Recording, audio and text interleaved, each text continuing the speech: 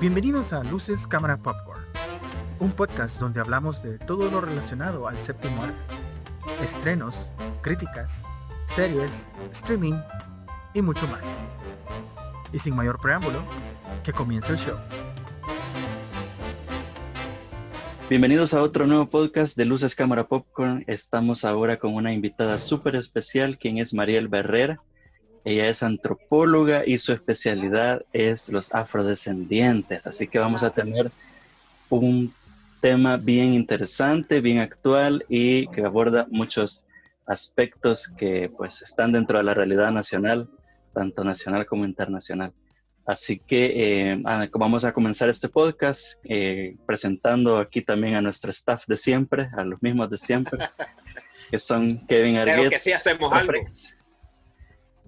Ronald Erazo de Tech Lovers y Heriberto Vargas, el CEO de Pixar Producciones. Como toda la semana vamos a comenzar hablando de las películas que recomendamos la semana anterior. La semana anterior nuestro invitado recomendó Apolo 11, Jorge Colorado nos recomendó esta película muy interesante, un documental sobre la exploración del Apolo 11. Heriberto nos recomendó Apolo 13 de Ron Howard. Ronald nos recomendó Gone Girl de David Fincher. Kevin nos recomendó Inglourious Basterds de Quentin Tarantino, su director favorito. Y yo les recomendé The Master de Paul Thomas Anderson con el siempre excelente Joaquin Phoenix. Así que, Kevin, contanos cuáles viste y cuál te gustó más. A ver, yo las pude ver todas y me voy a quedar con Master de Paul Thomas Anderson, porque me parece como súper genial el tema este de que un hombre sin rumbo en la vida se deja embobar por el líder de una especie de, voy a decir secta. Y me gusta mucho, bueno, la dirección de Paul Thomas Anderson, ya lo hemos dicho antes, o sea, el hombre convirtió a Adam Sandler en un buen actor, o sea, el nivel está ahí, así de alto. Y fue la que más me gustó, por lo mismo, la forma que tiene de abordar el tema. Tú, cuando la recomendaste dijiste que esa era la película por la que Joaquín Phoenix merecía el Oscar. No puedo estar más de acuerdo con eso, porque es impresionante la actuación que hace en esa película. Y bueno, de las demás, solo rápidamente, Girl Gone, muy buena película de Fincher. Fincher es un director muy, muy bueno. La película está bastante buena. Apolo 13, pues Tom Hanks cuando reinaba en Hollywood y en la taquilla, está bastante buena. Y Apolo 11, pues es un documental que está muy interesante y ofrece una perspectiva de la misión Apolo 11 que pues yo personalmente nunca me había tomado el tiempo de conocer a detalle. Ok, Ronald. Bueno, en cuanto a favoritas, a mí me gusta mucho la que recomendé de mi director favorito, pero creo que en sí se la tendría que dar también a The Master de Paul Thomas Anderson. Todo respecto a la película me parece excelente y me gusta cómo la música está dentro de cada una de las escenas. O sea, no es coincidencia las cosas que se cantan o la música que está sonando en el fondo durante el film. Entonces, ya después de haber visto Punch Drunk Love y ahora ponerle atención a eso, o sea, puedes ver a qué nivel está jugando la mente de Paul Thomas Anderson. Y el film en sí, sí, toda ese juego entre amor, de ser el maestro de alguien, de ser esclavo, por decirlo así, de algo o de alguien, que todos tenemos que servir a un maestro. ¿Cómo se explora todo ese tema? Sí, me parece que dentro del listado, que las pude ver todas, es mi favorita. Y sí, Apolo 11, nunca había visto tanto detalle sobre ese hecho histórico, pero el documental siento que te brinda toda la información necesaria como para que veas como qué tan monumental fue en realidad lo que logramos como humanidad. Ok, excelente, Heriberto. Bueno, yo recomendé Apolo 13, no voy a alargarme en eso, solo es una muy buena película basada en hechos reales con Tom Hanks y Ron Howard. Ya explicaron que es una buena actuación, que por cierto fue nominada. Apolo 11 me encantó. Yo soy un adicto a los documentales y más cuando se tratan del espacio. un documental muy galardonado fue en el Sundance galardonado por los premios BAFTA, y la producción a cargo de CNN, ¿verdad? Entonces periodísticamente está bien detallado. Gone, una película ¿de qué año? Sé que es de David Fincher, pero es del 2014. 2014, sí. Me gustó mucho, me gustó el papel de Ben Affleck, Rosamund Pike también, quien fue nominada al Oscar en ese año, en el 2014. De hecho, tuvo bastantes nominaciones en los Globos de Oro. Me gustó bastante porque a mí me gustan más las películas que te hacen pensar, y este es un thriller psicológico bien interesante. The Master, a mí siempre me ha gustado saber un poco más de las sectas, y en este caso, como bien Kevin nos dijo, esta secta de la cienciología, muy buen tratada, una película del 2012 donde también muy nominada. Joaquín Phoenix fue nominada al Oscar, también como actor secundario el finado Hoffman, y Amy Adams, papeles impecables, también ganadora de los Globos de Oscar. Y como les dije, una obra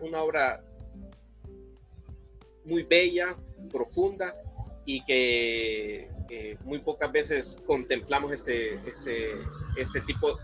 tipo de actuación, que fue dirigida por el muchacho Thomas Anderson. Y bueno, Inglourious Basterds, Tarantino, ¿verdad? A mí me gustan las historias de Tarantino cuando son basadas en hechos históricos, entre comillas, porque él le da su toque, él da su punto de vista de cómo deberían haber sido las cosas. Así pasó con Érase una vez en Hollywood. Me gusta cómo realmente el villano fracasa en sus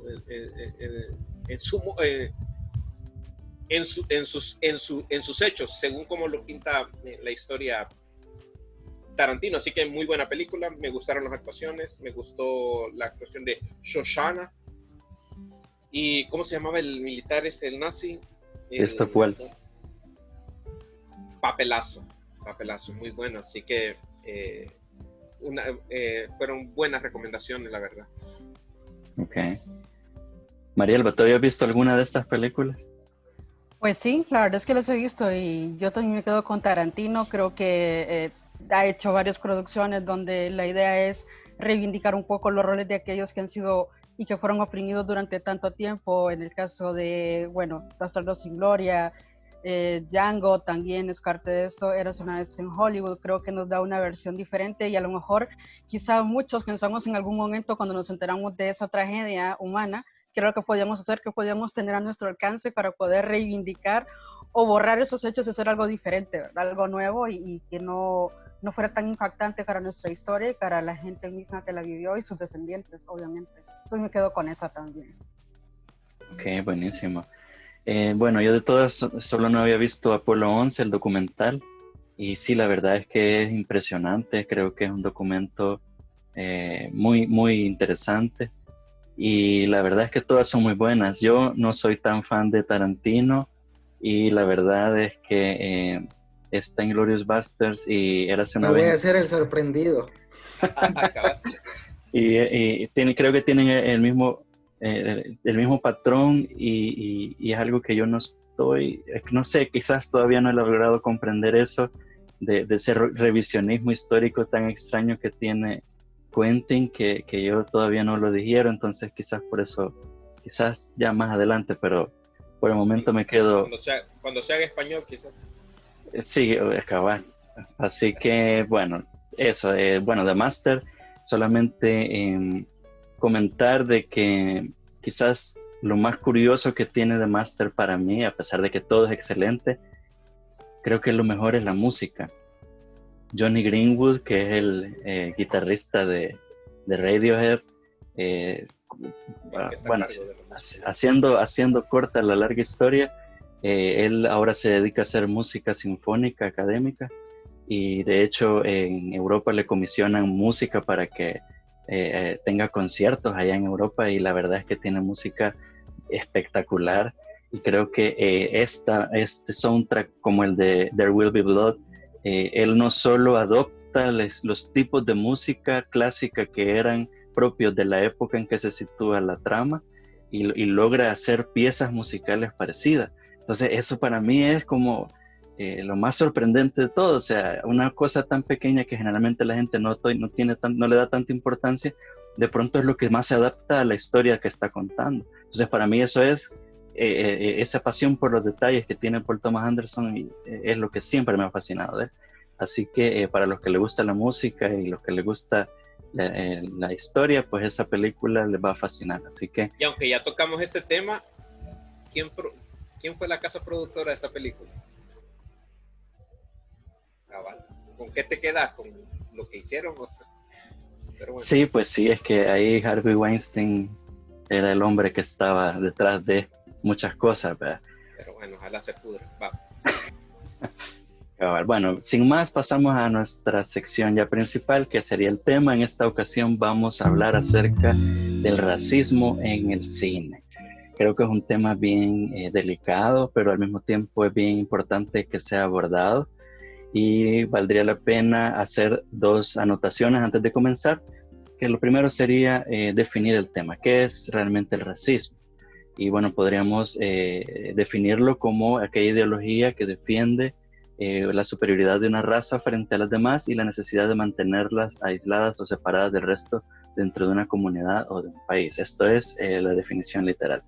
Entonces, la otra acotación que quería hacer es que muchas veces pensamos quizás que el racismo solamente, y quizás viendo las sucesiones de eventos que se están dando en el mundo, pensamos que el racismo nada más viene entre negros y blancos, ¿verdad?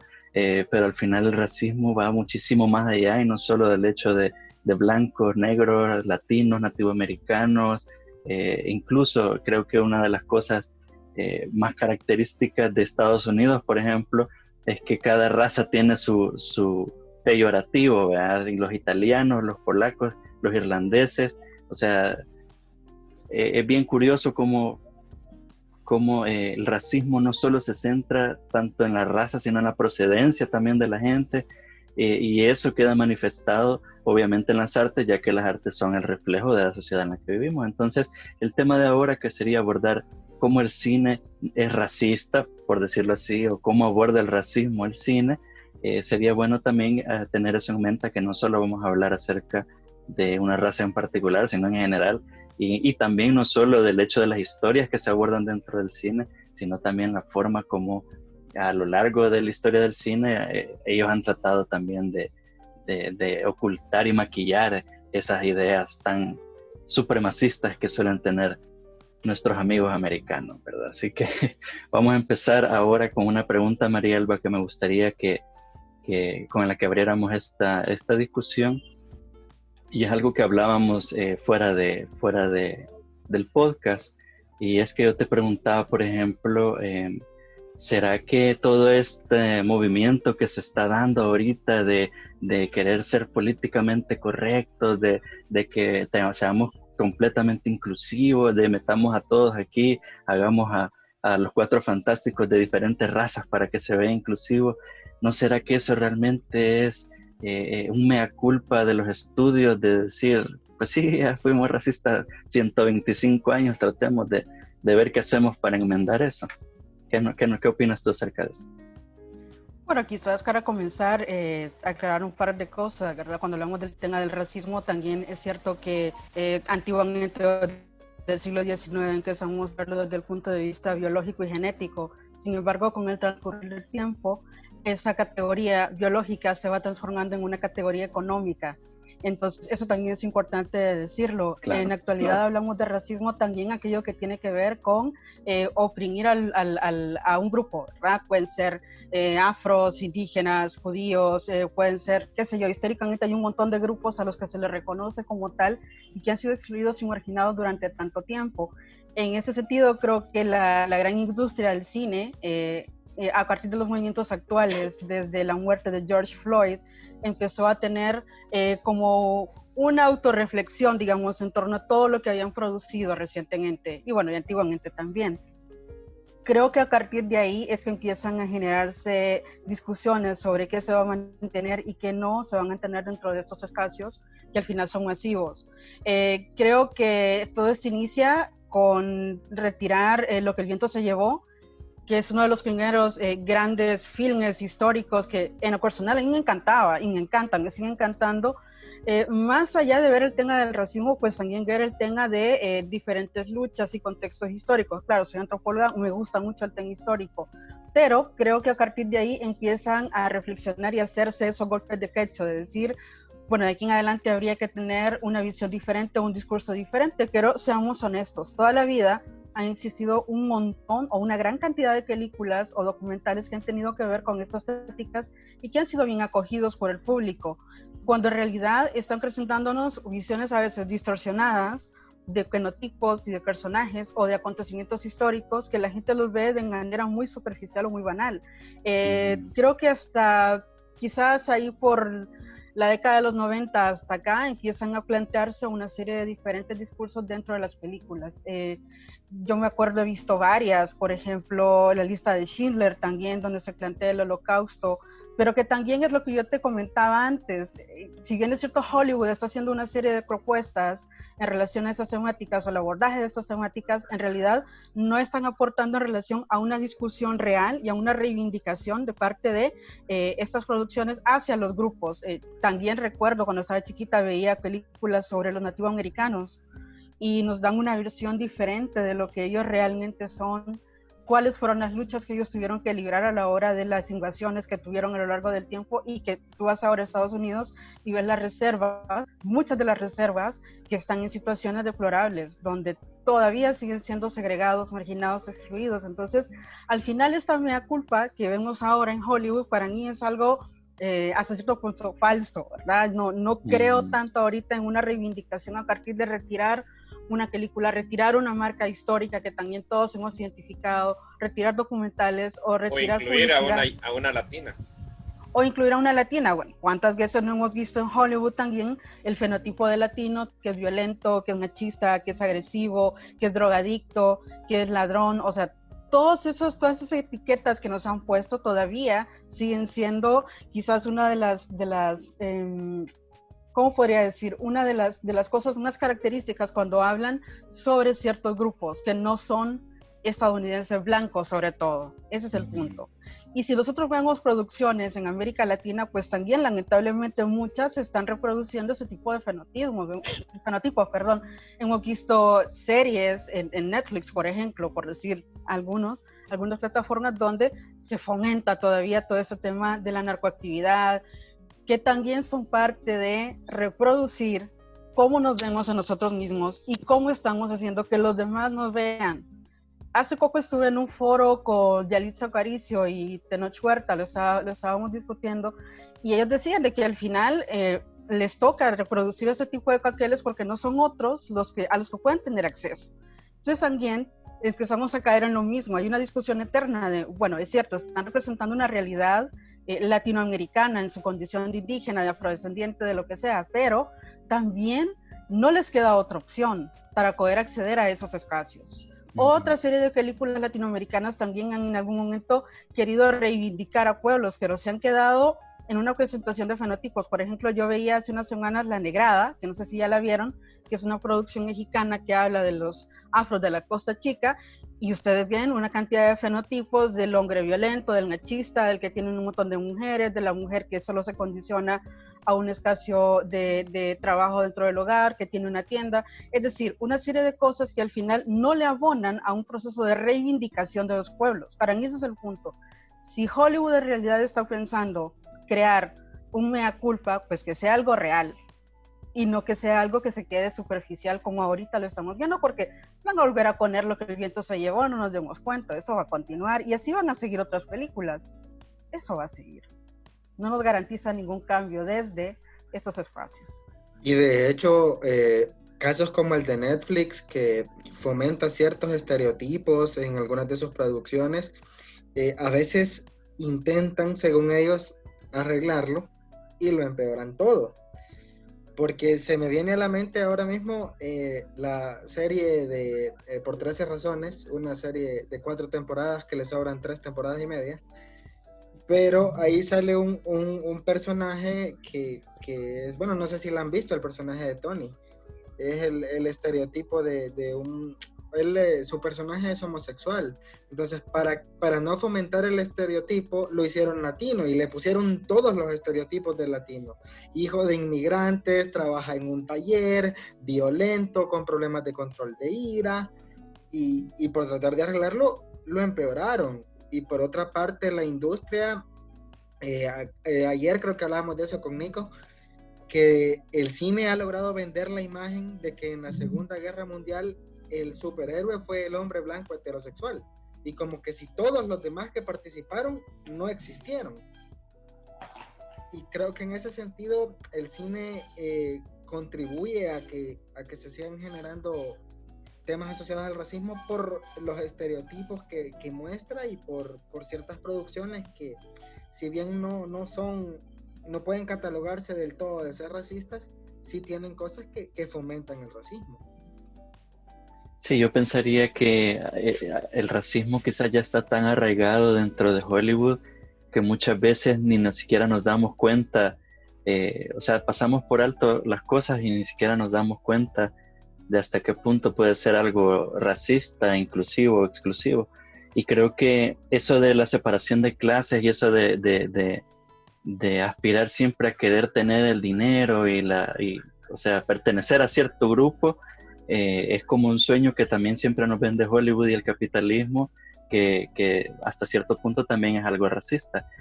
Hace poco estaba viendo, yo soy muy fanático de este economista Max Kaiser, que hace análisis muy interesantes de la realidad a través de la economía, y decía eso, de que ahora no solo el racismo se refería tanto a la diversidad racial, sino que también al hecho ese de que los ricos pueden oprimir a los pobres de una forma bien fácil, porque las leyes están hechas de tal forma de que se le beneficie siempre al que tiene más, y al que tiene menos se le explote de una forma que ni siquiera se da cuenta. Pues, por ejemplo, las tasas de intereses de los préstamos al rico le cobran 0%, mientras que a aquel que vive en los suburbios le cobran casi 80%, sino más, de intereses, creando esos subgrupos de extrema pobreza y todo lo demás. Entonces, otra pregunta que también creo que valdría la pena hacer: estos estereotipos que se van viendo de nosotros los pobres y ustedes los ricos, ¿tú crees, Marielba, que están siendo también, digamos, que implantados o siendo adoctrinados a nosotros que no estamos viviendo, que no somos los blancos heterosexuales que viven en Palm Springs, California? Pues yo creo que de alguna manera sí. También creo que hay ocasiones en las que se muestran realidades que no trascienden una ofensa, también lo creo. Usualmente hemos visto temáticas de racismo dentro de diferentes espacios, y también quiero decirlo, a veces tendemos a creer que no somos racistas, y a lo mejor por eso tú lo mencionabas hace un ratito, del hecho de está tan normalizado que nunca lo identificamos, o que raras veces lo identificamos y creemos que el racismo generalmente está asociado a la población afroamericana o a los latinos en Estados Unidos. Sin embargo, como decía hace un ratito, como lo tenemos tan interiorizado, todos y todas hemos nacido desde un contexto racista. Cuando vemos ese tipo de producciones, por ejemplo, nosotros los pobres, ustedes los ricos, yéndonos a ese cine de oro mexicano, pues también creo que de alguna manera está condicionando a la gente a decir, ustedes son esto y de aquí no van a pasar. Podemos ver estas desigualdades bien marcadas históricamente, y no voy a venir al siglo XX, sino históricamente desde que llega Europa a América, tenemos la misma condición del opresor y el oprimido. Siempre va a ser así. Toda la vida va a ser así. Históricamente también hay que entender que el racismo viene desde la Edad Media, no es algo nuevo, con el tiempo ha ido transformándose. Y eso también es parte de esa forma de entender el racismo inentendiblemente. Es decir, yo lo entiendo, pero de mí hacia afuera, en otro país. No lo voy a identificar en El Salvador. Me voy a poner de ejemplo. Muchas veces, yo soy afrodescendiente, se nota, obvio, ¿verdad? pero muchas veces yo me he puesto de conejillo de indias en este país. Y ustedes no se pueden imaginar la cantidad de ofensas que me llegan por el simple hecho de hablar de esta temática abiertamente y decir, yo soy afrodescendiente. Para empezar, la gente me dice, vos no sos afro porque no sos negra. Es que no sos afro porque aquí nunca vinieron los negros, nunca tuvimos esclavitud, porque Martínez lo sacó, porque no tenemos una costa atlántica. Entonces, pensamos de que por ese simple hecho nos libramos del racismo. Aquí no hay racismo y todos somos felices, vivimos en el jardín del Edén, cuando en realidad somos netamente racistas en El Salvador. Yo creo que en América Latina todos y todas somos racistas, pero regresando al tema, cuando yo empiezo a comprender estas desigualdades y las identifico dentro de estos proyectos de cinematografía, ahí entiendo de que lo he normalizado tanto y empiezo a autoevaluarme y a autorreflexionar sobre el discurso que yo estoy manejando. Por ejemplo, y lo voy a decir sin ánimo de ofensa, que quede claro, se maneja un montón el tema del concepto de raza. En realidad las razas no existen. El concepto de raza viene desde el siglo XIX, cuando empiezan a clasificar a las personas a partir de los diferentes viajes que se hacían exploratorios a conocer gente en África, gente en islas polinesias, o sea, todo ese tipo de procesos que se dieron históricamente son los que crearon esta idea de una raza blanca, una raza roja, una amarilla, una negra, que cada una tenía una condición a partir de lo que se veía físicamente, de lo que se podía medir físicamente, del intelecto y las capacidades que las personas podían tener en ese momento. Entonces, si tú empiezas a ver ese análisis, te vas a dar cuenta de cómo hemos caído poco a poco en ese juego. Desde que nos iniciamos en El Salvador como república, tenemos una idea de segregación. Y esa segregación todavía la seguimos viendo. Al final, todavía tenemos un pensamiento del siglo XIX en El Salvador. Dejémonos de cuentos. Yo sí creo que por ahí iría un poquito la cosa en cuanto al análisis que tenemos que hacer sobre lo que decimos, cómo lo decimos y cómo pensamos sobre todo. Yo tenía una pregunta muy específica, Marielba, con respecto al último hecho que hizo la Academia de nombrar a Yelitza Aparicio como miembro de la Academia. Mi pregunta va basada en si es una condescendencia de parte de la Academia por congraciarse en estos momentos de emulsión racista, porque, o sea, creo que hay mejores, o sea, no voy a desmeritar el único papel que hizo en Roma, pero hay muchos otros, hay muchos actores, hay mejores actores y directores y parte del equipo de producción latino. Yo creo que en realidad sí es una manera de congraciarse. A lo mejor la palabra es ser políticamente correcto y sobre todo ahorita que Estados Unidos está tan convulsionado. Recordemos que también los premios Oscar son parte de un proyecto político que Obvio. Tiene que ver con ir a favor o en contra del gobierno del momento. Sabemos los problemas que hay ahorita en relación a la supremacía blanca en Estados Unidos. Entiendo que de alguna manera quieren volverse inclusivos, no incluyentes ni inclusivos, por considerar a diferentes personas que son parte de este gremio de actores y de actrices que van a representar a las minorías étnicas que conforman a Estados Unidos. Yo creo que por ahí va un poco la razón del... También está representando a una minoría étnica que toda la vida hemos dejado a un lado, y cuando digo dejado es por lo mismo que les decía, porque de alguna manera siempre tendemos a ver a los actores y actrices en roles protagónicos a personas blancas o en muy pocos casos personas afroamericanas, muy pocos casos, pero sí creo que tiene que ver un poco con el hecho del contexto histórico y político actual en relación a quienes entran o no a ser parte de la academia. Okay. Me puedo equivocar, pero creo que por ahí un poco el discurso que nos están queriendo decir. Kevin. Yo tenía una pregunta. ¿Hasta qué punto crees, Marielba, de que fomentar estereotipos o este tipo de cosas puede influir en la calidad de una película? Porque, por ejemplo, El Padrino es una película que claramente fomenta estereotipos de los italoamericanos y es una obra maestra. Pero también hay otras que fomentan estereotipos y son terribles.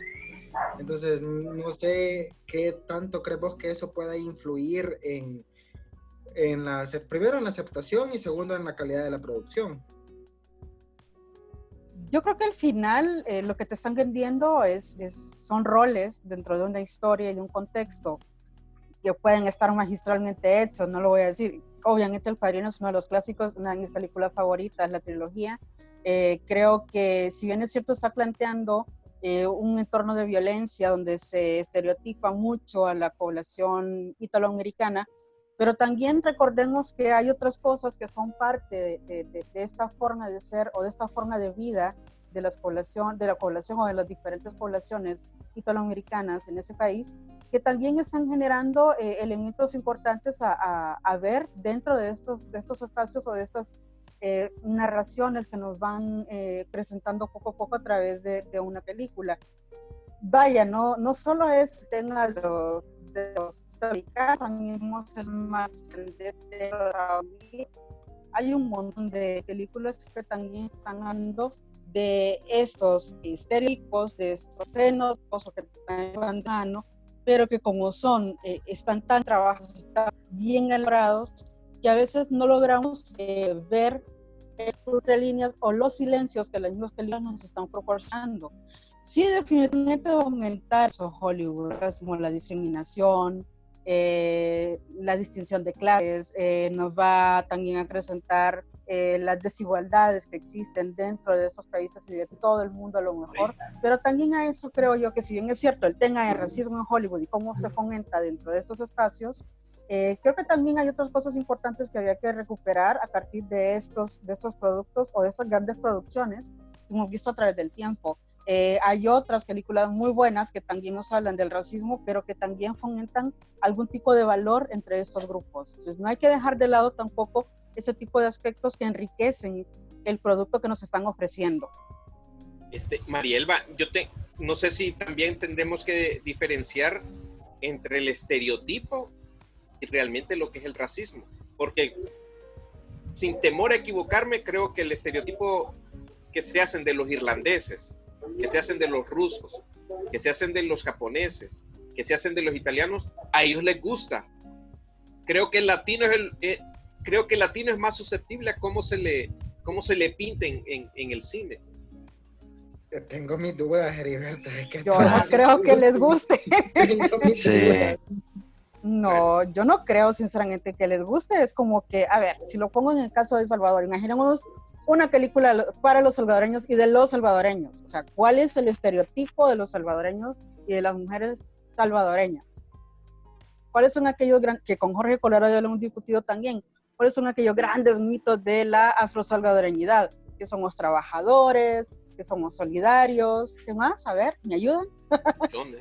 O sea, hay una gran lista que podemos ver. Pero realmente intenta ser el más vivo de la clase, pero si representan eso en una producción, a ninguno nos va a gustar, creo yo. Decime, ¿cuántas veces no nos han hecho bullying en las aulas? O sea, ¿de verdad te gustaría o te sentirías cómodo viendo una película donde te estén bulleando a cada rato y que digas, hey, yo viví esa situación y me burlo de eso ahora y qué bonito que lo presentan? Si no lo presentan con un fin para reivindicar y para erradicar ese tipo de acción, yo no creo que nos guste, sinceramente. Yo no creo que estén tan a gusto ni los rusos, ni los italianos, ni los irlandeses a la hora de que se vean reflejados. Es que quizás a lo que me refiero es que, vaya, usted lo acaba de decir, Mariel, al latino se le pinta en una película como el trabajador, como el sufrido, como el que trabaja de sol a sol, inclusive como narco, ¿sí? Pero a un italiano, ¿cómo? Uno de los estereotipos que es sindicato, que está en sindicatos, ropa deportiva, a los rusos, mafia. Entonces, creo que la imagen se le daña más al latino que a las otras. No, yo siento que ahí va a depender bastante el tipo de estereotipo, porque así como hay estereotipos positivos, digamos, por un lado, hay otros que son negativos, pues. Sí, por eso, pero el latino generalmente es al que más pintan negativamente. No, igual Pero- los rusos. Al latino y al latino o al afroamericano. Son los que Mira, se llevan el Es que peor todo, pedazo. mira, no, es que Creo todos los que es que no cuestión de sean, perspectiva. todos los que no porque- sean gringos y Ajá. aceptando a los nativoamericanos, todos son los malos siempre, siempre. Y Siempre. no solo mira las películas de Chuck Norris, pues, mira todos los villanos de Chuck Norris, ninguno era gringo. No, O o el por meme de las ejemplo, películas de terror donde siempre el afroamericano era el que moría primero, pero era también... Excepto que haya un latino en la película, entonces muere el Ahí latino primero. se turnan. Pero era Claro, también pero como vaya, que... ahora Paris yo Hilton le murió hago en la una pregunta, rápida. ¿a ustedes realmente vaya, pero a ustedes realmente cuando ven este tipo de películas, ustedes acaban de decir cuando muere el afroamericano primero en alguna película de terror, cuando matan, cuando hay una escribela y es el latino o la latina muere, en realidad a ustedes no les genera una reflexión eso. Yo creo que en el fondo. Ahora bien, justamente como dijeron hace un ratito, yo creo que todo el que no es estadounidense blanco siempre va a llevar la peor parte de la historia y siempre se la va a llevar la vida entre las piernas para ver cómo logra sobrevivir y cómo logra salir adelante en cada una de las películas.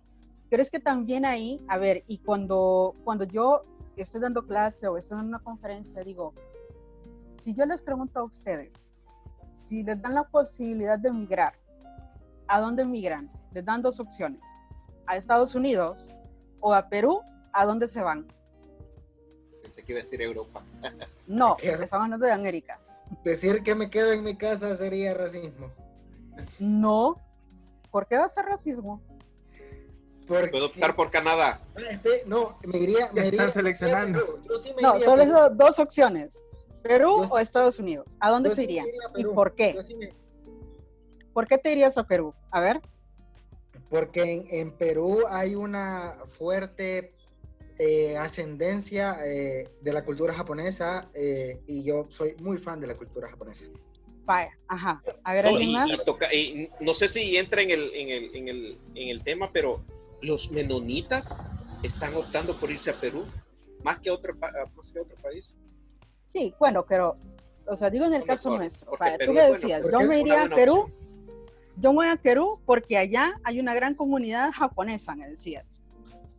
Y como que te gusta un montón, te identificas. Vuelvo al punto, ¿por qué no te identificas con una identidad latina? No te Buena estoy pregunta. cuestionando, o sea, no te estoy cuestionando directamente, sino que voy al punto. ¿Por qué no nos identificamos con una identidad, valga la redundancia, latina? ¿Por qué rechazar lo latino, que es un mundo mestizo, donde hay tres raíces, la europea, la africana y la indígena? ¿Por qué no aceptamos eso? Porque siempre tiene que ser Europa, Asia, Estados Unidos, porque son países del primer mundo, porque le han llevado diferente, porque nos llevan miles de años de ventaja en relación a alguna cronología histórica. Cuando no tenemos la capacidad de ver hacia adentro, ¿qué es lo que tenemos con América Latina?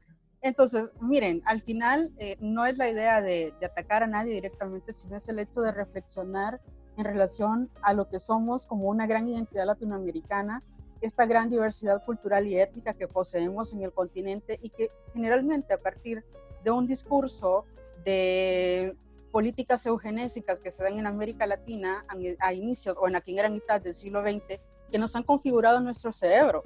Y a partir de ahí nosotros empezamos a diferenciar, quiero lo mejor, porque al final la idea también del racismo es mejorar, o sea, ser una sociedad en progreso. Cuando la gente te dice, cásate con una chele, cásate con un chele porque vas a mejorar la raza, que es algo neta y violento, estamos también evidenciándolo en la forma en que nosotros actuamos, nos movemos a veces dentro de nuestros espacios, y justamente es ahí donde nosotros tenemos que empezar a reflexionar internamente sobre esta gran identidad latinoamericana, que como les digo tiene tres grandes raíces que son las que nos han dado una identidad y una personalidad, y que eso lo hemos reflejado ahora en diferentes espacios del cine, y que siempre nos toca la última parte, la parte más fea, porque al final, quieras o no, y eso es parte también de lo que yo siempre digo, el rechazo a nuestra identidad es claro de definir lo que no sé qué es lo que nos gusta.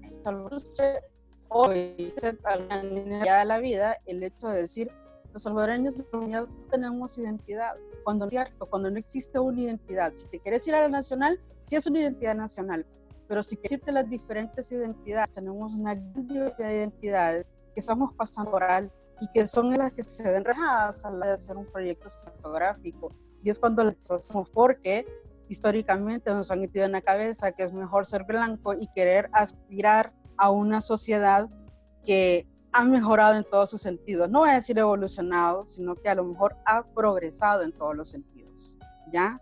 A lo mejor por eso es que lo hemos reflejado, pero parte un montón del hecho de el autorrechazo hacia nosotros mismos y hacia nuestras identidades, como Latinoamérica y como Centroamérica y como salvadoreños y salvadoreñas. No es un regaño, que quede claro, es solo una idea que se está manejando mucho, se está discutiendo mucho con un montón de compañeros que estamos trabajando el tema del racismo. En esa línea yo tenía una pregunta. Bueno, yo soy bastante aficionado del mundo de los videojuegos y creo que esto se puede extrapolar al cine. En los videojuegos pasa una cosa, y es de que recientemente hay ciertos tipos de juegos que tienen, por ejemplo, a un protagonista afroamericano, a una protagonista femenina, que reciben críticas. Entonces, se ha desatado el debate de que es un asunto de representación. Que en los videojuegos el héroe de acción siempre es el hombre blanco heterosexual y que todos los demás están ahí o para ser el interés romántico o para ser el que se va a morir primero o para ser el villano, y creo que eso también puede extrapolarse al cine. Y yo, por ejemplo, tengo como argumento, bueno, pero es que a mí me da igual si el personaje en pantalla es una tortuga ninja o es un hombre blanco heterosexual o una mujer afroamericana, no me importa, porque yo lo que quiero es la historia que me quieren contar. Entonces, no sé si seré yo el que no tengo este problema de la representación, que me da lo mismo, o si tú crees que sí, efectivamente, la representación de una etnia, de un grupo social, de una minoría, sí sea como muy importante para los miembros de ella en una producción audiovisual. Quiero contribuir un poquito con eso, porque sí se está viendo en estos días, pero yo sí, al menos con lo que yo he podido experimentar en los videojuegos, y esto es como que bien apartado de ese tipo de medio, ¿no? Porque sí creo yo que la mayoría de personas no ve eso en cuanto a cuando selecciona un título, y por decirte algo, cuando se vio el Miles Morales, que es Spider-Man, pues, que es el siguiente en el capítulo, hubieron un par de comentarios, pero en realidad fueron poquitos los que yo vi. La mayoría de personas estaban emocionados porque saben, al menos han leído los cómics y saben la historia de dónde viene él. En el caso, por ejemplo, de Last of Us 2, Ellie, a muchos no les importó pues la orientación sexual de ella, ni tampoco de algunas de las personas, sino el guión en sí, el contenido, y tal vez cómo cómo forzaba a jugar ciertas cosas. Entonces yo al menos creo que en el gaming lo que sí hace falta para mí, y eso creo que también aplicaría para Hollywood, es darle la oportunidad a creadores de ciertas etnias y ciertos países, a comparación de los juegos AAA, que sabemos que son megacorporaciones con billones de dólares a su cargo, que a veces cuentan historias muy inferiores a un estudio indie de Colombia, Ecuador, por ejemplo, que ahorita hay un juego muy bueno indie que se llama Chris Tales, que viene de Colombia. Entonces, pero no lo publican así, sino que rara vez mencionan de dónde viene el producto, pero los que sí están a favor del indie, y esto creo que aplica para el cine independiente también, y creo que eso fuera como, al menos yo considero, y hablándolo también en el contexto de cine, ¿no fuera mejor darle la oportunidad quizás a contar historias? Sí, porque hay que contar muchas historias de diferentes hechos históricos, etnicidades, pero tal vez darle la oportunidad a creadores de esas etnias o esos países. Y para apuntalar la pregunta, perdón, no sé si te acordás, Ronald, cuando salió el Battlefield 5, que la gente se quejaba porque tu personaje era una chica en la Segunda Guerra Mundial. Y hay gente y la mayoría de comentarios venían de, en la Segunda Guerra Mundial no habían mujeres, solo habían hombres blancos heterosexuales. Sí, Y esa eso también, cultura ha contribuido el cine, han contribuido sí, los cómics y el arte en general ha contribuido a que se tenga esa imagen de que en ciertos eventos históricos el superhéroe era el hombre blanco heterosexual. sí, quizás solo para abonar a eso también, esto sí, bien, ya nos estamos yendo mucho al lado del gaming. Hay Qué una pregunta más controversia con... abonada esta. Sí, le estoy echando. Porque ahí hubo problema entre el creador, entre el director, perdón, del estudio, con los fans, y también ellos tuvieron un problema que se vendieron como históricamente correcto. Entonces empezaron a meter muchas cosas que eran como personalización de multiplayer, que la gente quería jugar un shooter realista en ese sentido, porque si es históricamente correcto, o sea, sabemos cuáles fueron las naciones que estaban. Y sí hay representación dentro del juego de diferentes partes de la guerra, pero sí hubieron comentarios de este tipo que para mí no cabían en la crítica que podías hacerle, si era históricamente o no, porque quitaron a los nazis de ese juego porque ofendía la svástica. Entonces por esa razón los quitaron y solo les pusieron el eje, le pusieron así, esa era la facción para no ofender. Bueno, yo creo que al final estamos volviendo al tema de lo políticamente correcto, ¿verdad? Yo creo que también en el mundo del juego hay diferentes formas en las que se va a representar esos fenotipos y estereotipos de todas estas personas que ustedes han mencionado en estas imágenes o en este tipo de actividades que son más interactivas. Yo también creo que es importante mencionar que si bien es cierto, y lo dije hace un ratito, todos nacemos bajo la educación racista, pues cuando te cae el 20 empiezas a trabajar en revertir ese proceso. Y es un poco lo que tú decías, a mí a lo mejor no me afecta en nada de que sea un hombre o una mujer de tal condición o de tal grupo étnico, o sea, no importa al final, porque estás hablando de un juego también, no están representando realidades que están ocurriendo a diario o cotidianamente o que te afecten directamente, no así en el caso de las películas o de las series, que ya ahí sí ya es una relación mucho más directa con el tipo de historia que estás viendo y el tipo de personajes que están representando a los diferentes sectores poblacionales. Creo que hay una diferencia bien marcada y a lo mejor en el mundo del juego no sea tanto el tema de que sea tan apegado al histórico también que lo mencionaba, sino es un juego y a lo mejor puede tener algunos elementos que sí van a pertenecer a una realidad, pero no la van a reflejar como tal, porque al final es algo más interactivo. En cambio, cuando tú presentas una película, sí estás metiéndote directamente a los hogares, donde el discurso todavía es mucho más impactante. Ver una imagen, por ejemplo, 2 años de esclavitud, ha sido una imagen que para mí ha sido súper fuerte. Cuando azotan a Lupita Nyong'o, tú lo ves, y yo me acuerdo, mi papá me decía, no veas películas de esclavitud porque es demasiado sufrimiento. Pues al final empiezo a verla y de verdad te impacta directamente, te impacta. Incluso me voy a ir a otro país en otra época, ver Los Olvidados de Buñuel, cuando ves la historia de todos los niños y las niñas, el sometimiento y la tragedia de la pobreza. O sea, te impactan directamente. Entonces, de repente sí tenemos discursos que la idea es generarnos una reflexión, pero no dejan de ser crueles. Entonces, la pregunta es, seamos políticamente correctos presentando una realidad no de una manera tan cruel, no tan morbosa, porque también el morbo juega un papel importante a la hora de ver este tipo de espectáculos o de películas. Yo creo de que hay diferentes maneras de presentarlo, hay diferentes formas de ser políticamente correctos. No sé, de repente me da esa impresión como que hay que presentarlo así lo más grotesco posible para que genere un impacto. No, tampoco. O sea, yo me acuerdo hace años trabajaba yo para una editorial y yo me acuerdo que cuando abordábamos el tema de violencia intrafamiliar decían, aquí la idea es no poner imágenes de mujeres golpeadas, porque no es así como vas a empezar a erradicar ese discurso y esa práctica. Entonces vuelvo al punto, de repente no es necesario mostrar ese tipo de escenas tan agresivas, tan violentas, para que nosotros entendamos la tragedia humana a través del racismo, de la discriminación, etcétera. Es bien complicado, pero sí creo yo que son 2 esferas diferentes, tanto el mundo del juego como las películas en sí. creo que habría que hacer una diferencia en eso. Sí, yo personalmente pienso que los juegos han avanzado de una forma diferente en ese aspecto por el simple y sencilla razón de que tú puedes escoger el personaje con el que vas a jugar la mayoría de veces.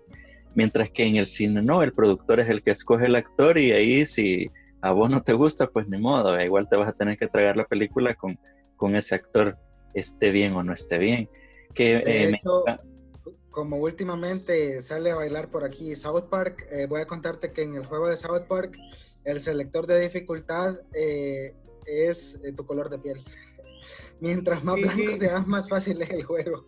Pero, y justamente... Sí, pero eso es una sátira, ¿no? A eso iba, a lo de la sátira. Por ejemplo, Elba, ¿vos crees que cosas como son como todo en tono de humor muy fuerte, de sátiras muy fuertes, crees que más allá de aportar una fuente de entretenimiento, están en realidad perpetuando comportamientos racistas? Sí, para mí quería sí. colaborar también a esa pregunta porque a veces yo siento que, tú lo mencionaste bien, de que a veces nosotros apartamos la mirada a esas realidades de que suceden o sucedieron porque, bueno, son incómodas, son violentas, pero pasaron. Entonces, es como también parte de contar una historia bien verídica, reflejar las cosas que suceden y sucedieron. Pero la sátira a mí me gusta porque a veces puede hacer esas críticas y de cierta forma salirse con la suya y también hacer pues bromas, comentarios que no podrías hacer en otro contexto. Un ejemplo bien marcado de eso es South Park, que constantemente critica las realidades tanto del racismo como de estereotipos y en parte siendo cómicos hacen una crítica social. Por ejemplo, el hecho que el único personaje afroamericano, bueno, no el único, pero uno de los únicos y que siempre está presente, se llama Token, que viene a ser como la burla cuando decían como el prototipo, pues que se tenía que traducir, el token afroamericano, como el agregado porque tenemos que poner un afroamericano, entonces él está ahí con esa crítica. Y también, así es, ¿no? Y Mel Brooks, como lo mencionaba en nuestro episodio de la diversidad e inclusión, de que él criticaba el racismo en Blazing Saddles con un sheriff afroamericano. Entonces, ¿crees que se quedan cortos solo con el hecho de presentarlo y hacerle burla? ¿O crees que es una manera alternativa también de hacer ciertas críticas a las realidades que se viven? Pues fíjate que en el caso de South Park, porque también lo he visto, la verdad es que también me ha dado la tarea de ver un montón de programas, foros, de verdad, miren, les digo, ahorita estoy casi que bañada en el tema del racismo.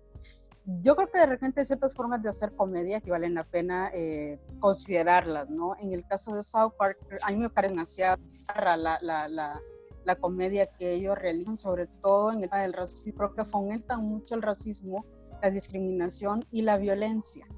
Yo sí lo creo. De hecho, ¿para quién está regulado? ¿Para qué edad está regulado South Park? No solo es eso, hay un montón de caricaturas para adultos que nosotros estamos viendo, que obviamente como sos adulto ya tenés la conciencia.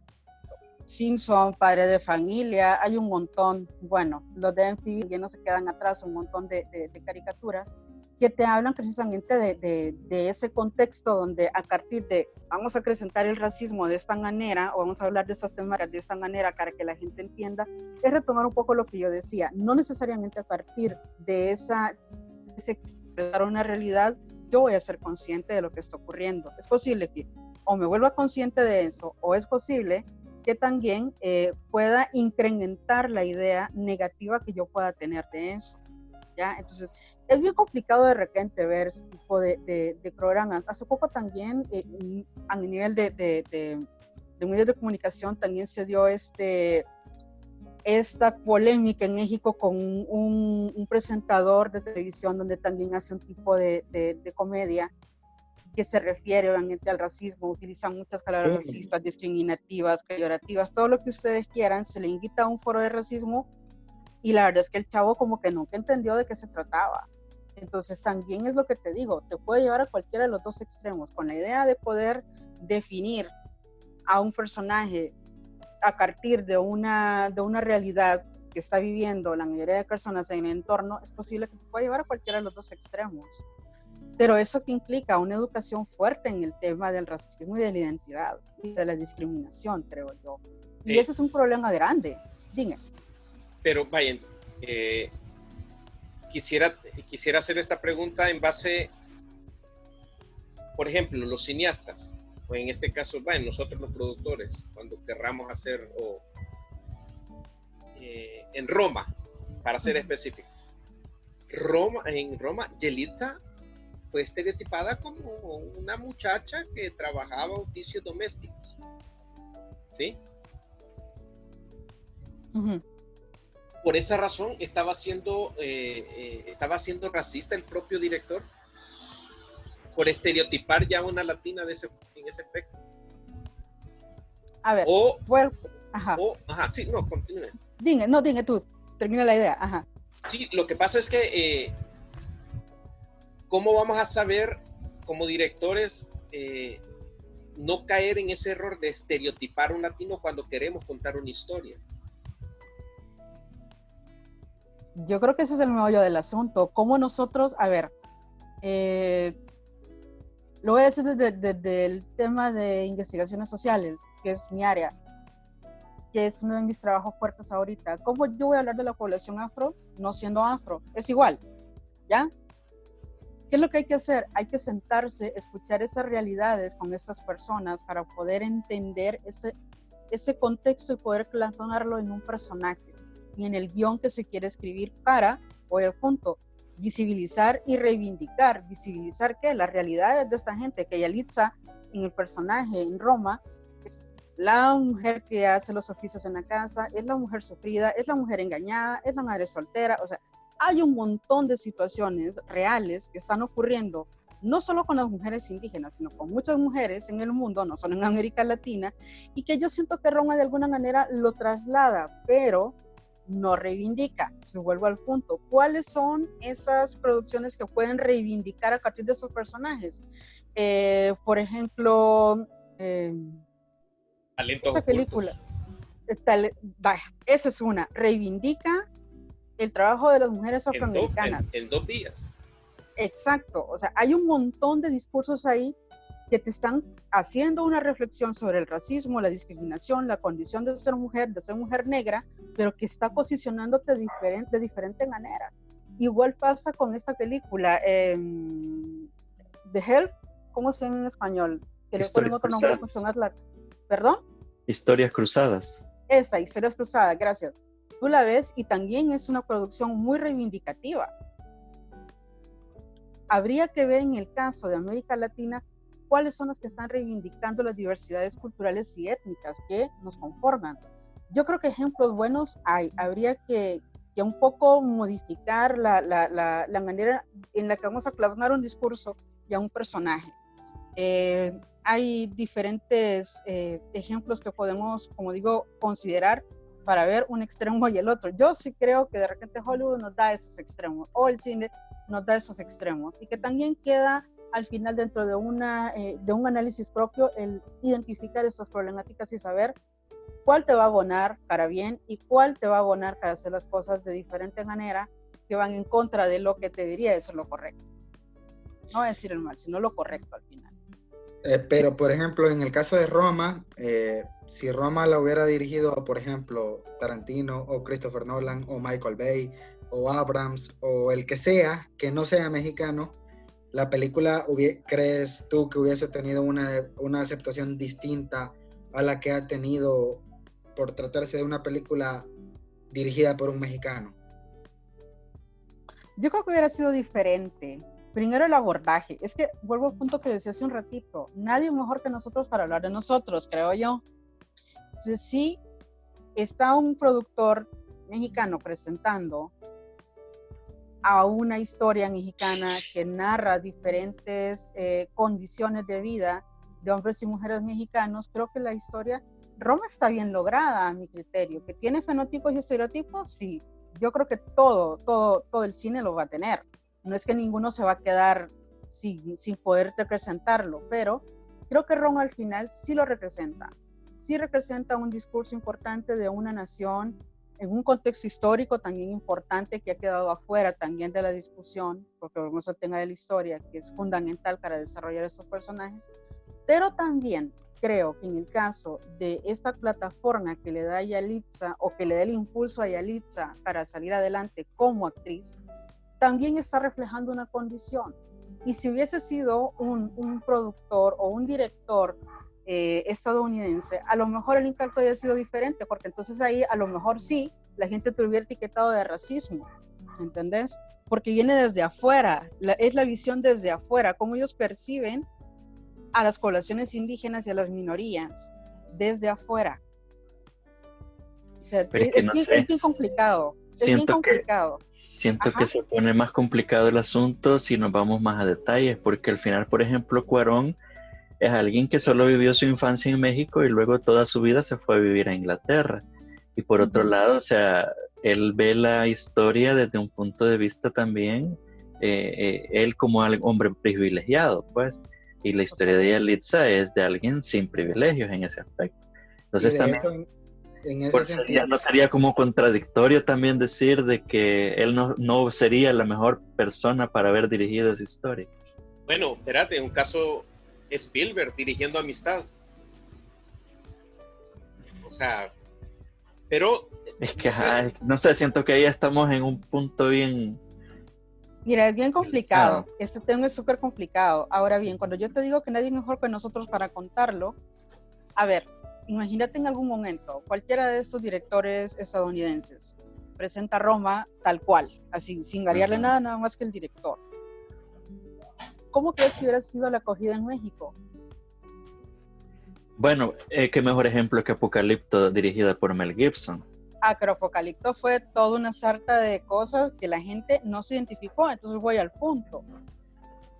Independientemente de quien lo haya creado, o quien haya creado la película, quien la haya dirigido la película, el contenido que haya tenido, para mí lo interesante es, y esto es lo que rescato, es que independientemente de que también este hombre se ha ido a otro país a formarse, a vivir toda la vida, pero la gente mexicana lo reconoce como uno de ellos, ¿ya?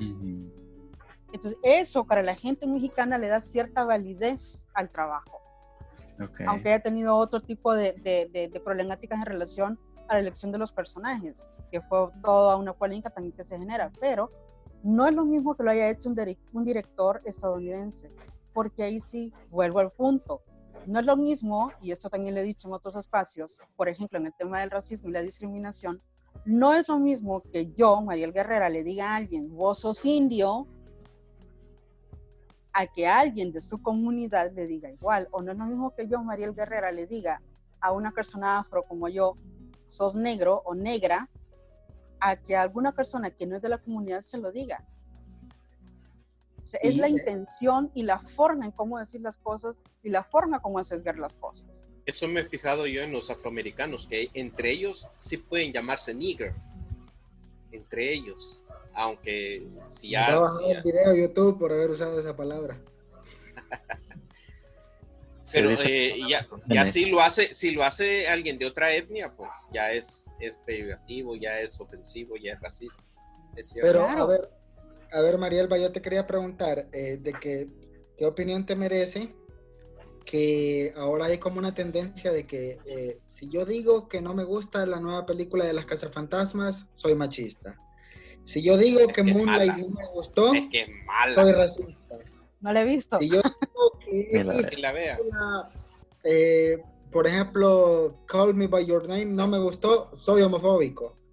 ¿Qué opinión te merece este nuevo posicionamiento social en donde parece ser que tu opinión sobre una película va relacionada con tu forma de pensar, con tu ideología?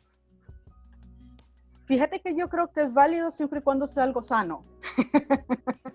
O sea, vuelvo al punto, no hay que llevar las cosas al extremo. Daya, yéndonos a otro ejemplo de otra película que a mí me pareció algo muy interesante, muy reivindicativo, que habla de la comunidad LGBTIQ, que es esta de Harvey Milk. A mí me parece una producción buenísima, muy reivindicativa, muy respetuosa. Si a ti no te gusta, no te gusta y tampoco te voy a obligar a que te guste. Pero aquí hay otro problema importante que está surgiendo últimamente. Sé que hay un montón de efervescencia en relación a luchas que existen de las mujeres, de los hombres, de la comunidad LGTBIQ, de los afroamericanos, de los indígenas. O sea, todo el mundo tiene sus luchas y son válidas, históricamente válidas. Ahora bien, aquí el punto es, si yo, Mariel Guerrera, que soy afrodescendiente, que estoy a favor de este tipo de películas, vengo y la discuto contigo y me dicen, no, es que a mí no me gusta, yo no tengo por qué acusarte de racista. ¿Cuál es el problema? Que mucha gente está yendo al extremo, está radicalizándose, entonces tampoco podemos caer en eso. Yo sinceramente he tenido ciertos encontronazos con algunas personas por esas razones, porque no logran entender, porque al final esta lucha está exigiendo un respeto, pero yo no lo tengo por las demás personas. Y el respeto implica tu forma de vestirte, tu forma de caminar, tu forma de pensar, tu forma de expresarte, tu forma de vivir, o sea, todo.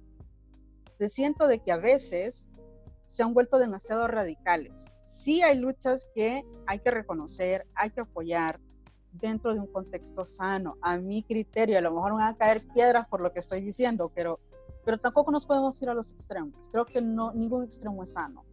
O sea, que si de repente hay películas que tocan cualquiera de esas temáticas de estas minorías y a mí no me gusta, estoy en la libertad de que no me guste, pero no por eso voy a empezar a ofender a las otras personas. Es bien complicado la era de ser políticamente correcto y el querer que todo el mundo esté en mi lucha, cuando no, o que sigan mi causa, cuando a veces no son las tuyas. Tampoco te las voy a pedir. Sí, recuerdo haber leído una crítica de Moonlight, creo que fue en el LA Times, que no les gustó porque no el enfoque del racismo no era el que ellos esperaban. Entonces, es una mala película por no haberlo hecho de esa manera. Entonces, no contaron la historia que querían, o sea, llevaron sus expectativas al film y quedaron defraudados y aunque el film pues sea bueno, pero como no era como ellos lo querían, no pudieron ver como críticamente a la película y lo criticaron por no haber hecho suficiente para pelear contra el racismo, y cuando la historia pues era totalmente diferente a lo que pues ellos esperaban. Entonces sí he visto eso, que también se da en los films, que a veces no hizo lo suficiente, a pesar de que quizás, solo imagínate con eso de la historia de Milk, quizás podría haberse criticado que pero no me gustó porque se quedó corta. Entonces, además de quizás solo criticarla porque no te gustó por X motivo, pero cuando no llega a ser suficiente. Y quizás mi pregunta es eso, que si estamos hablando de diversidad tanto en latinoamericana o de otras etnicidades, que ¿cuándo es que decimos, ok, esto es lo correcto, esto es suficiente, o esto es bueno, esto es malo para la diversidad cultural? Pues yo creo que nunca va a ser suficiente, sinceramente, empezando de ahí. Lo que pasa es que en relación a qué es bueno y qué es malo, es lo que yo digo, pues al final va a depender de esa manera en la que te has construido tu mundo, tu pensamiento. Y eso va a depender de mucho de la aceptación o no de lo que estés viendo o lo que te estén proponiendo. Sí creo que debe ir en función de el respeto hacia la diversidad étnica y cultural, y tiene también que ver con establecer, no irse a los extremos en mostrar imágenes o situaciones que no te ayudan a entender la situación o a asimilar una situación. Para mí eso es fundamental a la hora de ver alguna película. Por ejemplo, otro caso, uno de Mel Gibson de La Pasión de Cristo, creo que es. Yo no soporto ver esa película. Es demasiado sangrienta para mi gusto. Además que tampoco soy así como muy cristiana. Entonces, es como, no la soporto. Me ofende. ¿Y viene la 2? Ni la voy a ver, gracias por decírmelo. O sea, ni la voy a ver. La historia de ciencia ficción mejor contada, nos bajarán el podcast de YouTube. Bueno, ya eso de ciencia ficción no voy a meter, pero sí fantasía, creo yo que... Fantasía bueno, animal de hoy, como decíamos con Jorge la otra vez. Pero Marielma, entonces, yo quisiera saber entonces cómo se va a poder hacer un cine sin ser estereotipado y sin ser racista. ¿Cómo se va a lograr eso? ¿O cómo se pudiera lograr? Es bien difícil y vaya tarea la que tienen, pero yo creo que ahorita es como de irla dosificando, ¿sabes? No se trata de erradicar, o sea, el racismo no lo va a hacer erradicar de un día para otro, o generando un discurso positivo ya lleva demasiados años. Llevamos siglos en esas. Siglos. O sea, de verdad, llevamos siglos. Tampoco hay que ser tan ingenuos de creer que eso va a terminar ya. Perdón que te interrumpa. O sea, en el podcast de la inclusión, yo decía de que tristemente el racismo y estas cosas existían antes, existen ahora, y lamentablemente van a seguir existiendo en el futuro, porque siempre va a haber gente así. Entonces, en ese sentido, el cine no deja de ser un arte, y el arte imita la vida. uh-huh. Entonces, ¿no crees tú que al tratarse de eso, temas como el racismo siempre, tristemente, van a estar presentes también en el cine? Por eso te digo, es que en realidad, miren, todas estas campañas actuales del racismo a partir de la muerte de George Floyd van a visibilizar la problemática, pero no la van a solucionar ahorita. Se van a pasar otros montones de años, porque, a ver, ¿cómo les explico? La lucha antirracista implica un cambio de conciencia y esa no la vamos a lograr fácil. No es nada fácil. Lo que sí creo yo es que cada quien puede empezar a sumarle y a abonarle a esta situación a discursos antirracistas, que si vengas a presentar un documental o una película que aborde la temática, también tiene que ir la contraparte. O sea, si hay racismo, tiene que haber antirracismo para que la gente pueda ver ambas caras de la situación y no solo quedarte con una. Y que la gente al final genere un tipo de pensamiento diferente a partir de lo que le estás mostrando en una pantalla.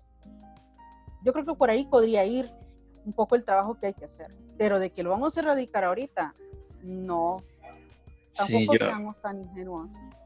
Yo tengo, bueno, yo pienso que uno de los grandes problemas ahorita de abordar esto del racismo y la igualdad de género y etcétera, la comunidad LGBTQ y todo eso, y alguien me lo mencionaba y quizás parece extremo, pero si lo pensamos podría ser el inicio de una conversación, es que realmente nos estamos enfocando en la conversación equivocada. O sea, al final no se trata de ser inclusivos, incluyentes, políticamente correctos, sino que la verdadera cuestión sería criticar el sistema mismo en el que está sucediendo todo esto, porque al final nadie habla del sistema y cómo está estructurado, que es el que prácticamente incita a crear estas divisiones raciales para poder incluso monetizar este tipo de cosas.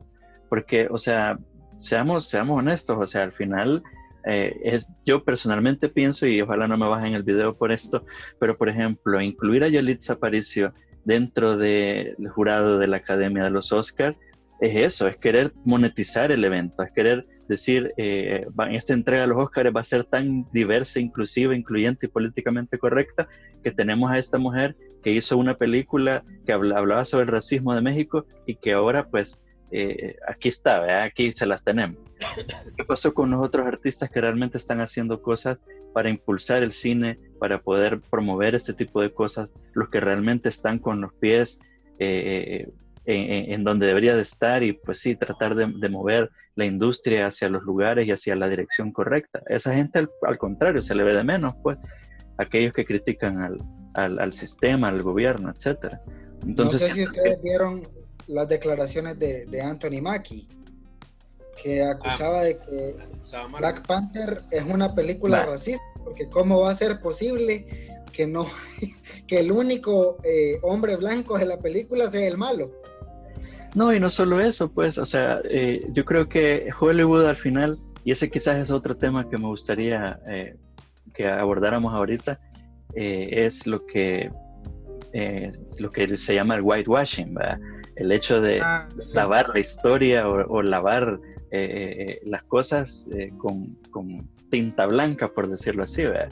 Por ejemplo, el hecho yo siento que ese creo que es un tema que me gustaría que lo abordáramos de dos direcciones, porque el racismo no solo es el hecho de decir, es que el blanco ignora al latino o al negro, ¿verdad? Sino que también siento que esas mismas comunidades o esas mismas razas o lo que sea que seamos nosotros, también estamos dando cerrada o no estamos dando apertura a otros diferentes. O sea, es como un racismo invertido, que es lo que decía Spike Lee, por ejemplo. ¿verdad? Son racistas, son negros que ya no quieren hablar de nada que no sea de negro, ¿verdad? Son latinos que no quieren hablar de nada que no sea latino, así como los gringos no quieren hablar de otras razas. Entonces, ¿qué opinión te merece eso, Marielba, acerca del hecho de la compresión que hay de esos grupos dentro de, no solo el cine, pues el arte en general? Bueno, mira, para empezar, aclarar el punto que no existe el racismo invertido. No existe. Ese es otro de los grandes mitos. Cuando la gente, por ejemplo, lo que tú decías ahorita de la película Black Panther, que el único malo es el blanco y que por eso va a ser racista. No, para que sea una condición de racismo tiene que haber años de sometimiento. Entonces, no puedes hablar, como decía una poeta afrocostarricense a la que yo admiro mucho, decía, no me hablen del racismo invertido, porque para que eso exista, quiere decir que yo no fui la esclava, o mi familia no fue esclava, que no vivimos bajo sometimientos y bajo torturas. O sea, vengan a vivir como nosotros, históricamente, a ver si es cierto que la aguantan y la viven. Entonces, no existe y no puede existir nunca un racismo a la inversa. Lo que sí existe es una discriminación, eso sí, y puede haber clasismo dentro de los grupos, pero no racismo a la inversa. Yo tampoco soy de esa idea. Yo creo que de repente esa noción o esa manía que tenemos de empezar a clasificar a las personas a partir de lo que soy o lo que no soy, también es lo que vamos a ver reflejado en este tipo de cosas como las que has mencionado. Yo sinceramente creo que en el momento en el que la gente dice no voy a seguir hablando de mí, está negando su propio ser y su propia comunidad. O sea, pero también hay que pensar en una cosa. Cuando yo digo que todos hemos nacido racistas, quiere decir que todos tenemos un pensamiento blanco. Y ese pensamiento blanco o europeo, occidental, como le quieran llamar, es el que nos hace no ver algunas situaciones y condiciones en las que vivimos y nuestras comunidades viven o nuestros pueblos viven. Entonces yo, si veo algún indígena, afroamericano, afrodescendiente en general que me diga, yo ya no voy a hablar de nosotros, creo que ha perdido el rumbo, sinceramente. Hay tantas cosas que se pueden decir y tantas lecciones para mejorar la vida de las personas que se pueden dar a partir de estos espacios, que creo yo que bien valdría la pena seguirlos difundiendo y seguir reflexionando, discutiendo en relación a ello. O sea, no podemos seguir diciendo, no voy a hablar. Es como que me digas, los salvadoreños no vamos a hablar de las poblaciones indígenas, no vamos a hablar de 1932, no vamos a hablar de Anastasio Aquino. Tenemos que seguirlo haciendo porque tenemos que reivindicar, conocer y reivindicar, no a partir del dolor, sino los aportes que esta gente ha hecho a la historia. Y vuelvo al punto con el cine. Creo que el cine también tiene que, en algún momento, si va a hablar del tema histórico, retomar esos elementos. O si va a basarse en una historia real, tomar esos elementos para reivindicar a los grupos y a las situaciones. Es bien complicado de repente. Lo que pasa es que, como digo, todos tenemos un pensamiento racista, toditos. Pero nos toca empezar a deconstruirnos a nosotros mismos. Para mí ese es el punto. Pero entonces, regresando un poco a la pregunta que le hizo a Kevin, el querer estar en un lugar occidental nos vuelve racista. Te vuelve racista en el sentido de que rechazas tu identidad propia. Porque al final, a ver, el racismo, ¿cuál es la premisa del racismo? A ver, ¿cuál es? Discriminar, yo soy mejor que vos. ¿En base a qué? En base al color de mi piel o a mi posición social. Y a tu conocimiento, y a las posibilidades que tenés en la vida. Porque no es lo mismo que yo, María Guerrera, mujer salvadoreña, afrodescendiente, toque las puertas en Estados Unidos para que me den trabajo, a que llegue un afroamericano o una afroamericana a la misma puerta a tocarla y que le den el trabajo. O que llegue una persona blanca, pobre, estadounidense, y toque la misma puerta y que dé el mismo trabajo. ¿A quién se lo van a dar? Se lo van a dar a la persona blanca. Porque ahí también, quieras o no, implica el hecho de sos latino otra vez, sos violento, sos ladrón, o sea, todo ese tipo, toda esa gama de cosas que nos ponen alrededor, también implica el rechazar mi origen latinoamericano. Si venís y me decís, es que me gusta, a ver, Italia, por ejemplo, por aquellos grandes conocimientos, por Roma, por toda la filosofía, por todo el orden que generaron y establecieron, históricamente hablando, te lo valgo, porque estoy hablando de un momento histórico y de los aportes que le hicieron a todo el mundo. Pero si me decís que te vas a ir a otro país porque te quieres casar con una mujer de allá, porque quieres tener otra condición de vida, porque si te vas de este país y mira, puedes vivir en una champa, pero estás fuera, te vuelves una persona exitosa porque te has ido al primer mundo. Eso es parte de un racismo estructural que nos han metido desde que estamos en las escuelas, en los colegios.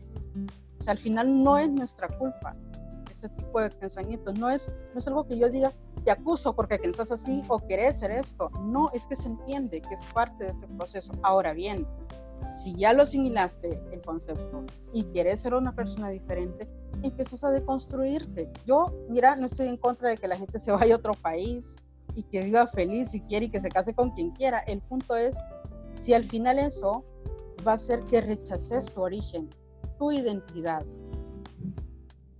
Cuando yo te decía hace un rato, ¿por qué preferís Perú? O sea, no, de verdad que no es mala onda. Yo te decía, lo preferís por la comunidad asiática que está ahí, no por la comunidad indígena, que tampoco estás obligado, ¿entendés? Tampoco estás obligado. Al final es una cosa muy personal, pero desde ahí ya vas con un pensamiento diferente, ya estás menospreciando las culturas americanas y latinoamericanas. Pero por ejemplo, a ver, no estoy tratando de restarle la gravedad al tema del racismo, no, de ninguna manera, es un tema muy grave. Pero ¿no te parece que en algunos casos, o bueno, no sé si mi percepción sea equivocada, hay gente que tiende como a magnificar determinadas situaciones, como a exagerar las cosas? Te pongo un ejemplo. Yo en cierta ocasión viviendo en Boston me pasó que una mujer blanca, supongo que heterosexual, de unos 40 y tantos años, estaba lloviendo y estaba lloviendo bastante fuerte y se negó a compartir el taxi conmigo porque yo soy latino. Uh-huh. Entonces yo solo lo tomé, bueno, no quiso compartir el taxi conmigo. Qué terrible. Pero la que tiene el problema es ella, no soy yo. Entonces no le di mayor importancia, porque no creo que sea un asunto al que yo debía darle mayor importancia, pero creo que hay gente que, bueno, la situación de cada uno es diferente, ¿verdad? Obviamente, pero creo que si hay personas, no sé si tú pensarás lo mismo, qué opinión tendrás tú al respecto de que hay gente que tiende como a magnificar ciertas situaciones y perdón si suena mal, pero a victimizarse en ciertas situaciones. Sí, o sea, eso va a pasar un montón de veces. Hablábamos de los extremos, o sea, ningún extremo es sano, lo dije hace un ratito.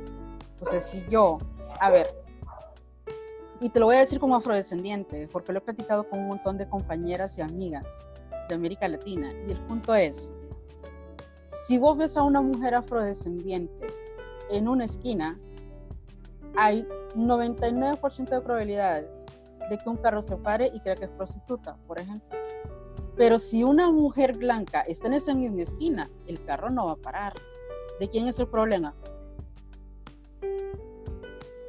De la percepción que hay con respecto a la comunidad. Entonces, retomando lo que dijiste de esta mujer que se negó, ¿de quién es el problema? De ella. ¿Qué te toca a ti hacer entonces?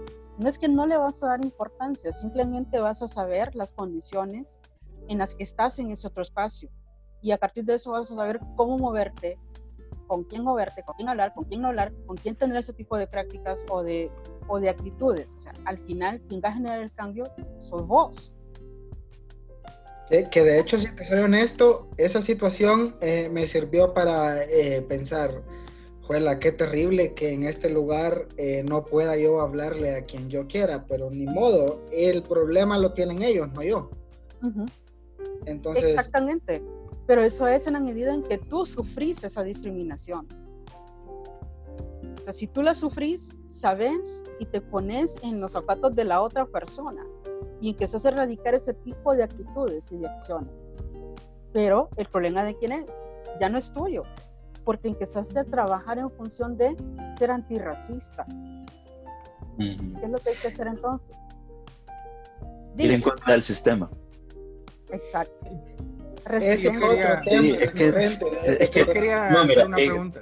pero, perdón, Ronald, sí, pero, y que justamente ahorita que hablamos de eso, y es algo, es una teoría que yo tengo, por ejemplo, el hecho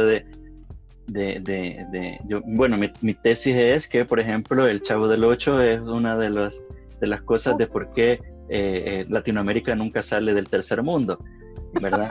Entonces, por el hecho de que estamos adoctrinados a romantizar eso, la pobreza, de que está bien ser pobres y está bien ser maltratados y está bien, o sea, es más, o sea, la religión lo refuerza diciendo es que acepta todas las luchas que Dios te dé y solo agachar la cabeza y no hagas más, ¿verdad? Entonces, yo siento que, y Mariel, esa es la pregunta, ¿será que realmente luchar contra el sistema y oponerse a este tipo de la propagación de este tipo de materiales sería una buena alternativa para poder salir del racismo que nos encontramos? Y solo para complementar lo tuyo, Nico, mismamente en México, no sé si es película o novela, una cosa que se llama Los ricos también lloran, como si los ricos estuvieran allá en el Olimpo, inalcanzables, como si fueran totalmente diferentes a los pobres, o sea, es perpetuar ese tipo de temas, pienso yo. Definitivamente se perpetúan, pero miren, yo sí creo que la resistencia es así fundamental e importante en todos estos procesos. Creo que la resistencia tampoco implica ir siempre haciendo algún tipo de acción en contra de la otra gente. Puede haber un tipo de resistencia más inteligente, en mi criterio, no quiere decir que la otra no la sea, pero sí creo que podemos generar transformaciones importantes sociales a partir del discurso que estamos dándole a la demás gente. La resistencia y las luchas reivindicativas siempre han sido quizás la espina dorsal de un montón de pueblos y comunidades. Para la población negra en específico, pues si no hubiese habido resistencia, no hubiesen logrado los afroamericanos adquirir algunos derechos. No los han logrado todos, obviamente todavía, pero algo han logrado. No se hubiera logrado en el tema afro, otra vez hablando de esto, la primera gran revolución haitiana, que es la gran revolución negra popular en América Latina y en el mundo, creo yo. Entonces, sí creo que las luchas tienen que ser constantes, tienen que ser atendidas de una manera muy estratégica, muy inteligente para poder abordarlas. No nos vayamos a una lucha con el hígado, porque esa no nos va a llevar a ningún lado al final, también hay que decirlo. Y lo digo yo, que soy una persona muy rebelde, también eso me ha traído complicaciones, pero sigo en rebeldía. Pero yo creo que es importante mantenerlo de alguna manera. El día que dejemos de ser rebeldes, creo que nos extinguimos como humanidad. Fracasamos. Sí. Ronald, ¿tenías una pregunta? Sí, tal vez para regresar a lo del sistema, y me gustó que quizás de cierta forma estábamos viendo como que cómo solucionamos esto. Entonces, viéndolo del lado de tecnología, que es como de lo que más hablo en general en mi día a día, entonces siempre he dicho que el internet como que nos ha fallado de una manera bien terrible a la humanidad en general. Era un montón de promesas que terminaron siendo en tweets de gatos y memes. Entonces, sin embargo, nos ha traído unas soluciones bien interesantes a cómo consumimos el contenido. En este caso, quiero poner como ejemplo Netflix, que Netflix sin duda es el servicio de streaming más grande. Entonces, hablando tomando un poco lo que Nico decía, como que eso de votemos el sistema en vez de estar tratando de cierta forma acoplarnos a algunas de las prácticas que se hacen ahora.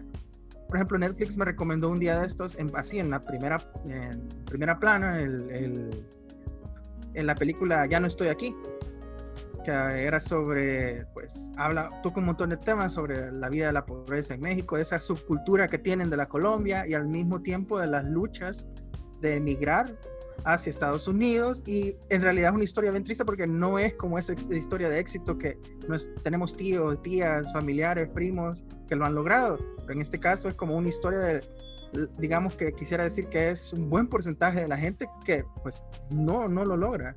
Entonces me gustó porque no era, en vez de ponerme en portada, digamos, la superproducción de Hollywood que acaba de salir en Blu-ray y ahora ya la puedo ver, eligió por mostrarme un film que si no me equivoco está dirigido por un latinoamericano, Felipe, no, ahorita he olvidado el nombre, pero digamos de que me gustó eso, que hizo el intento, digamos, porque sé que a mucha gente no le va a gustar por el hecho de que no es esa superproducción de Hollywood con los superactores y el presupuesto de billones de dólares, pero entonces podría ser esa una de las soluciones para llevar esas historias, porque hay talento en Latinoamérica. Y debo agradecer también aquí a todos los que alguna vez me han recomendado películas iberoamericanas, porque he descubierto muchos nuevos directores y actores, pero la gente promedio y que está suscrita a Netflix, que no tiene a esa persona que le recomiende, y el algoritmo cae como en eso mismo, de que le voy a recomendar más de lo que ve para que siga consumiendo y consumiendo más de lo mismo y tal vez perpetuando ciertas ideas así al infinito.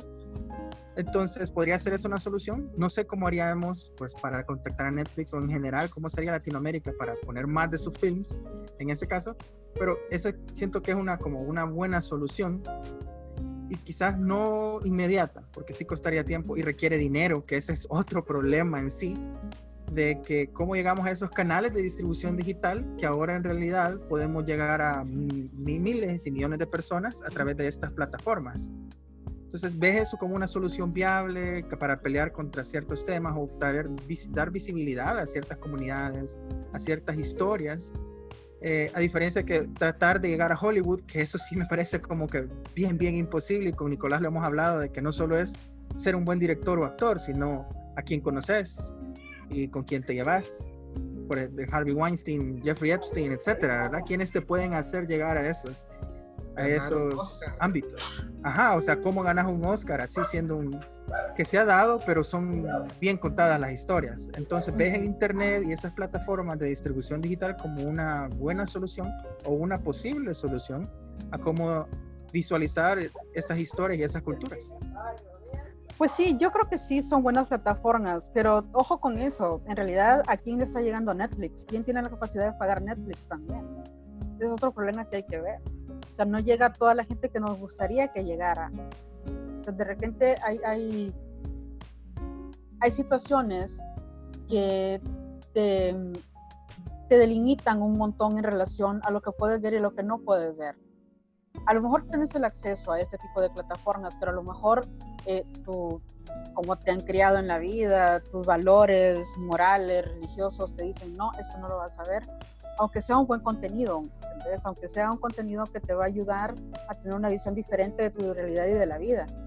Creo que son espacios que se deben aprovechar. Creo también que son espacios que deben abrirse más a ese tipo de producciones.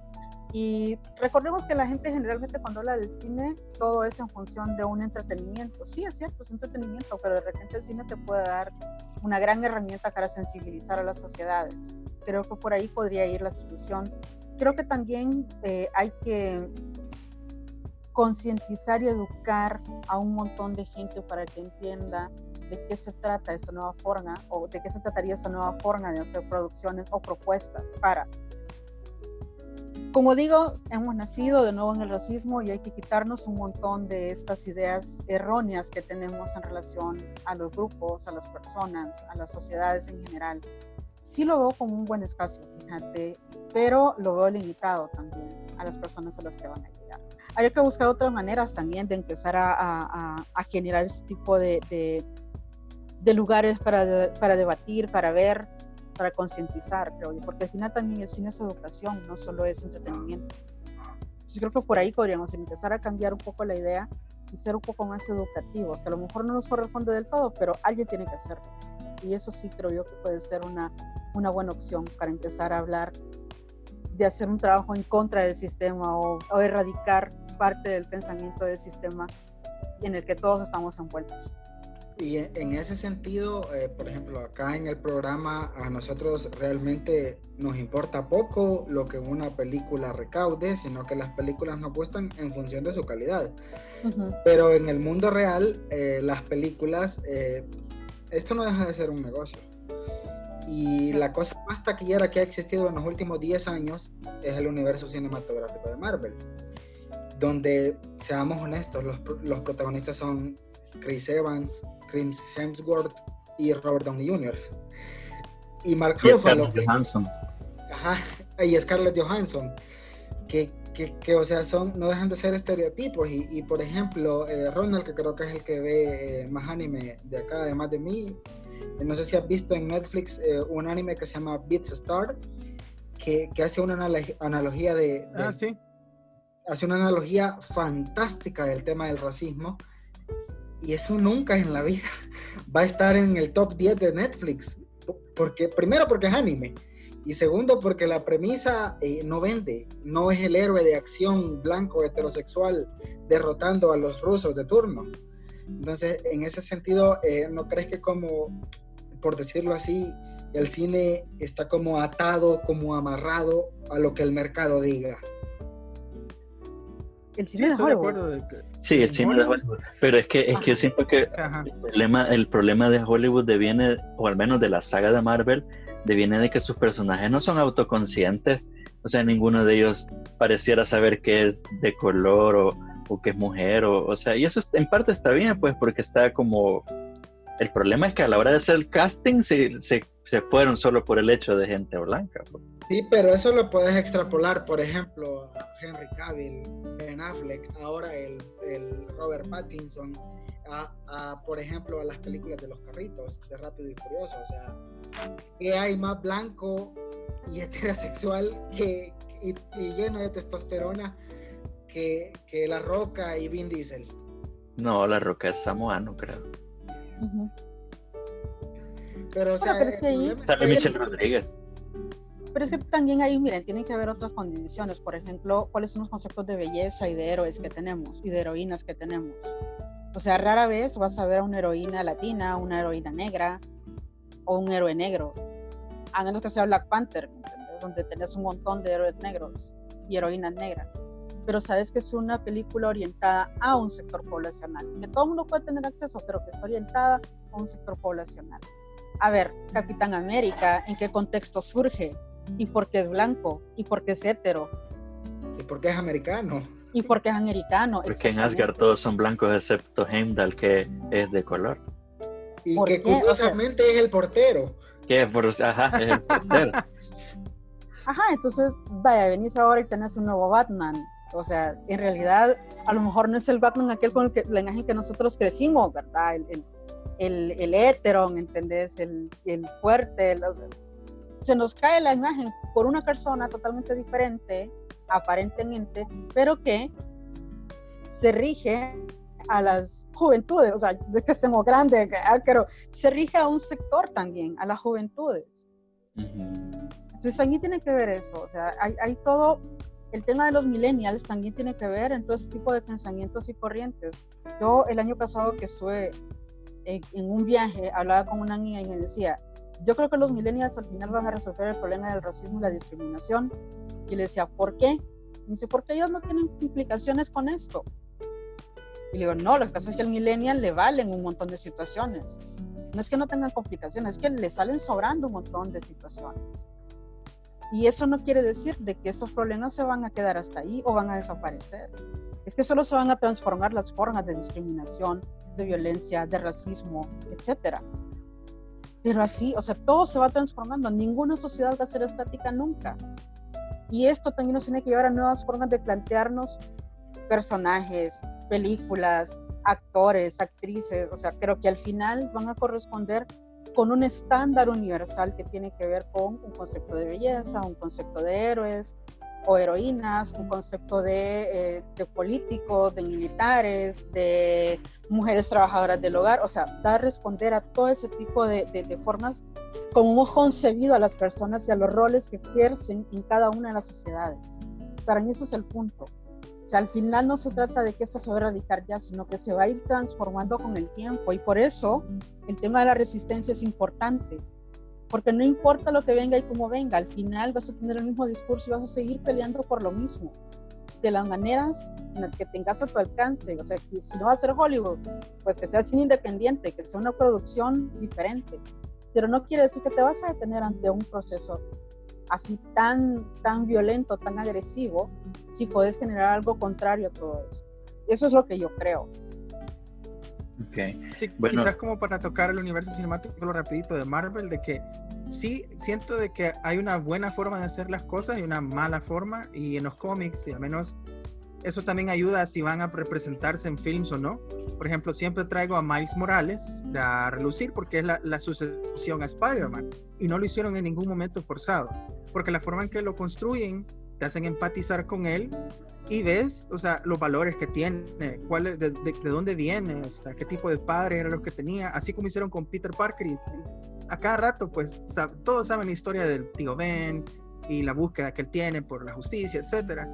Entonces, ¿qué pasa si solo lo reemplazas con una persona de color o con X personas? Entonces, no creas esa como conexión, y con Miles Morales lo lograron. Y en los rankings, esto se estaba buscando rapidito, que a comparación de la última serie donde salía Peter Parker, o sea, es más exitosa la última versión de Peter Parker, es más exitoso Miles por 2-3 puntos, del 1 al 10, es como casi un 9, y la última era un 7.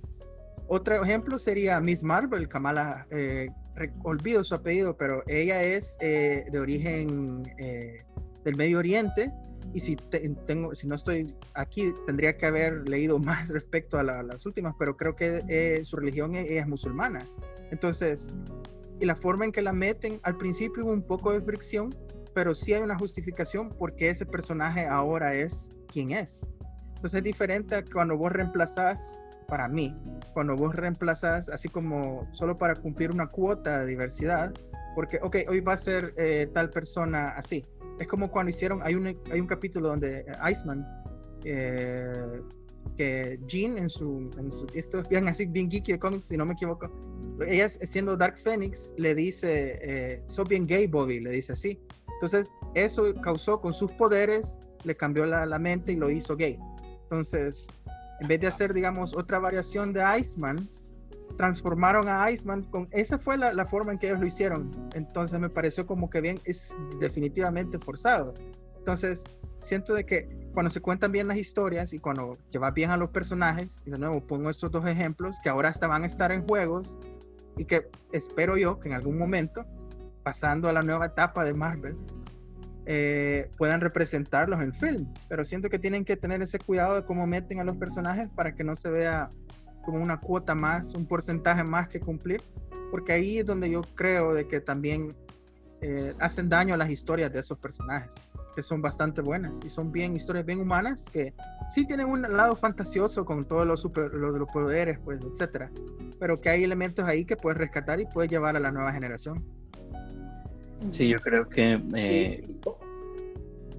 Perdón, Nico, perdón. Y siempre en la misma línea de Marvel, la película de Blade, que además de tirar por tierra el argumento de que Black Panther fue el primer héroe afroamericano, creo que toca mejor el tema, porque al final del día Blade no deja de ser una persona que se opone a su raza porque cree que lo que su raza hace está mal, y lleva su lucha muy particular, y creo que esa película aporta más a este tema que Black Panther, que, con perdón, su único aporte es que todo el cast son afroamericanos, mientras que la historia de Blade representa metafóricamente, con la raza de los vampiros y hombres lobos y todo esto, el tema del racismo. Y creo que en ese sentido hay producciones que aportan mucho más que otras, porque creo que el aporte no está en que el protagonista sea Michael B. Jordan o Mahershala Ali, sino que el aporte tendría que estar en el tipo de historia que nos quieren contar. Claro, yo creo que al final todo esto se va a lograr superar solamente con prácticamente 3 aspectos, que sería la educación, la autoconciencia y el sano debate. Partiendo de ahí ya podemos ir preparando el camino para poder crear cosas que ya podamos superar esto a largo plazo, porque al final no es algo que se va a dar de un momento a otro. Desafortunadamente hay que ir terminando, ya nos pasamos demasiado de tiempo, y quisiera nada más tirar una última pregunta, Marielba, ya que hemos hablado de tantas cosas, del pasado, presente y futuro, de la industria, de las aplicaciones en Estados Unidos, en Latinoamérica, en el mundo, etcétera, pero hay un lugar en específico del que no hemos hablado, y es El Salvador. Entonces me gustaría que nos dieras para cerrar esto, tu apreciación acerca pues eso, de cómo está retratada la cultura salvadoreña dentro del arte mismo en el país, en El Salvador. ¿Cómo tú ves eso? Sobre todo en el cine, que hay tan poca producción, pero al final toda se vuelve importante porque pues sí tiene un discurso. Así que, ¿cuál es tu apreciación del cine salvadoreño? Bueno, mira, para ser honesta, no he visto mucho del cine salvadoreño, he visto unas cuantas, pero esas cuantas creo yo que me han dado una idea de cómo nos percibimos a nosotros mismos como sociedad. Yo creo que si bien es cierto, sí presenta alguna dosis, creo que otras se han exagerado un tanto.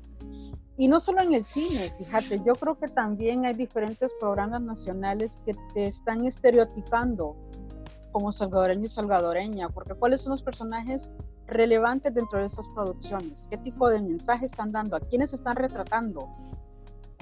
Entonces creo que todavía nos falta un montón de hacer conciencia a nosotros, qué es lo que tenemos que hacer.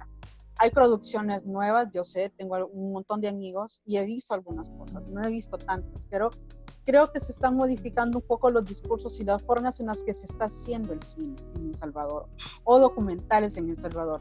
Creo que se está volviendo ahora la mirada a reconocer esa diversidad que existe en el país y que esta diversidad nos permite reflejarnos o proyectarnos de alguna manera en una pantalla. En la que vos la querrás ver, creo yo que hay cierto avance en esto. Pero también, insisto, hay mucho, sobre todo, todavía, del autorrechazo a la identidad. O sea, de verdad, cuando ustedes, por favor, no lo digan, que no tenemos identidad, sí las tenemos diversidad de identidades y esas son las que tienen que salir reflejadas en una pantalla, que sus producciones hablen de eso, nos cuenten historias de gente, pero a través de la reivindicación, que si bien es cierto vas a presentar realidades dolorosas, pero que también te presenten una reivindicación como ser humano ante estas adversidades. Te digo, no he visto mucho la producción, las pocas que he visto, que no son tantas, de verdad, creo que me han dado esa posibilidad de poder decirles lo que les estoy comentando ahorita. Ahora en la cuarentena se debe ver documentales de amigos salvadoreños, producciones de amigos salvadoreños y salvadoreñas, y gracias al YouTube o a otras plataformas he podido verlas, porque de otra manera no. Incluso el hecho de ciertas producciones que se han hecho recientemente que solo son para ciertos sectores también, cuando creo yo que la producción nacional debe ser para todos y para todas también. Y hay lugares de difícil acceso, también es cierto, pero no neguemos la posibilidad a la población en general a tener la posibilidad de ver sus trabajos, que al final son trabajos que nos enriquecen como sociedad al final. Entonces, creo que por ahí podría ser otra, que esas producciones que de repente hay festivales de cines en un lugar, en otro, qué bueno que se dan, pero también hay otros lugares a los que tienen que llegar, creo yo, y los discursos que se tienen que dar. Creo que vamos dando pasos firmes, sí. No hemos corrido mucho a lo mejor, pero ahí vamos. De verdad que para mí una felicitación a cada una de las personas que han hecho ese trabajo, porque creo que han tenido una forma de resistir también a esta gran producción mundial, y que también son trabajos muy valiosos que vale la pena ver y difundir sobre todo. Y por último, Nico, con tu permiso, y para ir enlazando con el cierre ya del programa, Marielba, si puedes recomendarnos a cada uno de nosotros cuatro una película que aborde de forma que tú consideres correcta la temática, y una para la gente que amablemente nos esté viendo. De racismo en general. A ver, tengo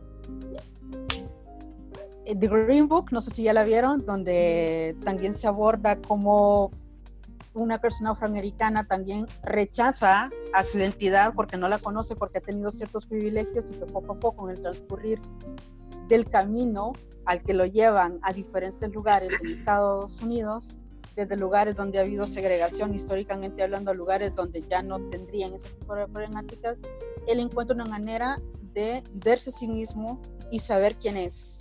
Creo que eso podría ser una, y que se aborda muy bien el tema del racismo porque está ambientada en un contexto en el que la segregación quizás es lo más importante en los estados. O sea, desde el hecho de que, si bien es cierto, es un pianista, es un prodigio en el piano, que está yendo a diferentes lugares, a hacer presentaciones a gente de élite, porque también hay que decirlo, gente blanca, siempre lo rechazan y lo excluyen, o sea, no lo pueden dejar que entre a comer al restaurante porque es un área de blancos, lo tienen que mandar a otros lugares donde está la demás población negra. Esa podría ser una.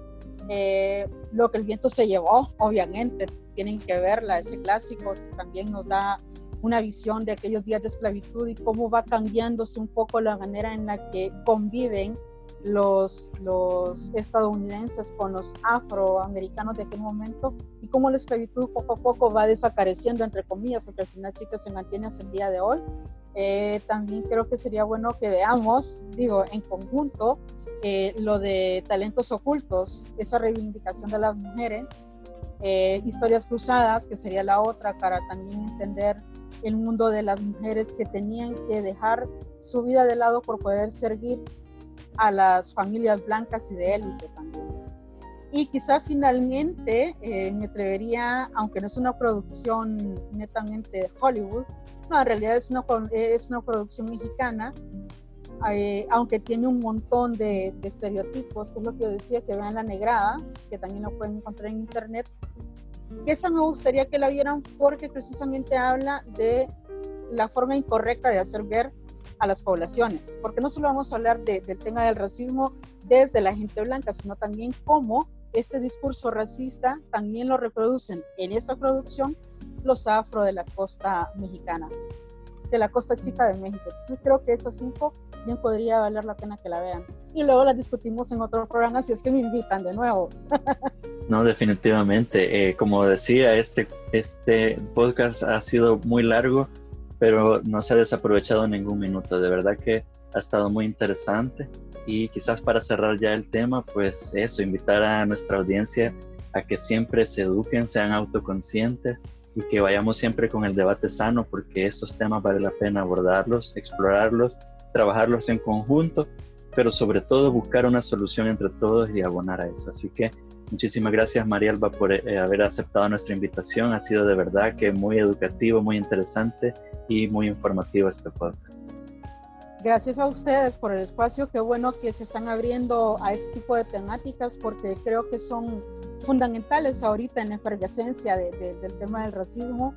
Hay un montón de cosas que quedan afuera. Yo sé que el tiempo es muy corto, pero espero poder de alguna manera ayudar a que se replanteen algunas formas de pensar que nosotros como salvadoreños y salvadoreñas tenemos en relación a la diversidad étnico-cultural de América Latina y obviamente de nuestro país. Así que gracias de nuevo a cada uno de ustedes. Ok, buenísimo. Así que vamos a cerrar el programa como siempre lo hacemos, dando nuestras recomendaciones a nuestra audiencia. El reto que Kevin puso la semana pasada es que tiene que ser una película basada en hechos reales. Así que, Marielba, no sé cuál película le vas a recomendar a nuestra audiencia para que vean durante el transcurso de esta semana. Pues yo les recomendaría Amistad, que la mencionaron hace un ratito. Creo que es una buena manera de empezar a conocer estas realidades del mundo de la esclavitud afroamericana, que es un poco diferente a la esclavitud que sufre América Latina durante el periodo colonial, pero que vale la pena empezar a pensar en estas realidades y también reconocer que de repente se exagera un poco la situación en Hollywood, pero que eso es parte de otras discusiones. Creo que vale la pena porque a partir de conocer ese sufrimiento que esas poblaciones vivieron, podemos generar cierta reflexión y cierta empatía y empezar a trabajar un poco con nosotros mismos la erradicación del racismo. El racismo empieza a ser erradicado desde nosotros y nosotros. Se las dejo como recomendación, Amistad. Buenísimo, de Steven Spielberg. Ronald, ¿cuál nos vas a recomendar? Bueno, no sé si aplican, pero documentales podemos recomendar, ¿verdad? Claro. Sí, entonces quisiera recomendar One Child Nation, de documental sobre pues ese capítulo de la historia china. Habla sobre las políticas que tenían sobre esto de solo un niño por familia, etcétera, y explora un montón de los problemas que eso conlleva y que toda la sucesión de eventos que esa política pues llevó a cabo, y me pareció como un documental bastante bueno. Últimamente no he visto muchos documentales, pero este sí me pareció bastante informativo y lo pinta de una manera bien interesante. toda la problemática que causó en ese momento. Así que es One Child Nation mi recomendación para esta semana. Buenísimo. Kevin, ¿cuál es tu recomendación? Mi recomendación, necesito que me ayuden porque por algún motivo tengo la noción de que ya le hemos recomendado, pero no me acuerdo, no sé si Heriberto lo habrá recomendado, The Big Short. No le hemos recomendado todavía. Les recomiendo The Big Short, que es una película increíble, con un cast brillante. Está ahí Ryan Gosling, Steve Carell, Brad Pitt, y de hecho, con tu permiso, Nico, ya les tengo el reto de la siguiente semana. Okay, una película de su actor favorito. Ok. Bueno, Heriberto, vos que sos el experto en películas basadas en la vida real, ¿cuál nos vas a recomendar esta semana? Yo traía Talentos Ocultos, ya lo mencionó Marielba, porque a mí en lo personal ese es el tipo de feminismo que a mí me encanta. Y aparte que Octavia Spencer para mí es una super actriz. Sin embargo, como ya la mencionó Marielba, también traigo otra que es Selma. Selma, si no saben de ella, pues es básicamente aquella gran marcha que hubo por los derechos para que los afroamericanos pudieran votar, que sucedió en Selma y Montgomery. Así que también podemos ver en esa película a Martin Luther King, así que creo que va muy bien en el tema que estamos tocando y en el tema actual de la humanidad, así que les recomiendo Selma y Talentos Ocultos. Cualquiera de los dos son buenas opciones.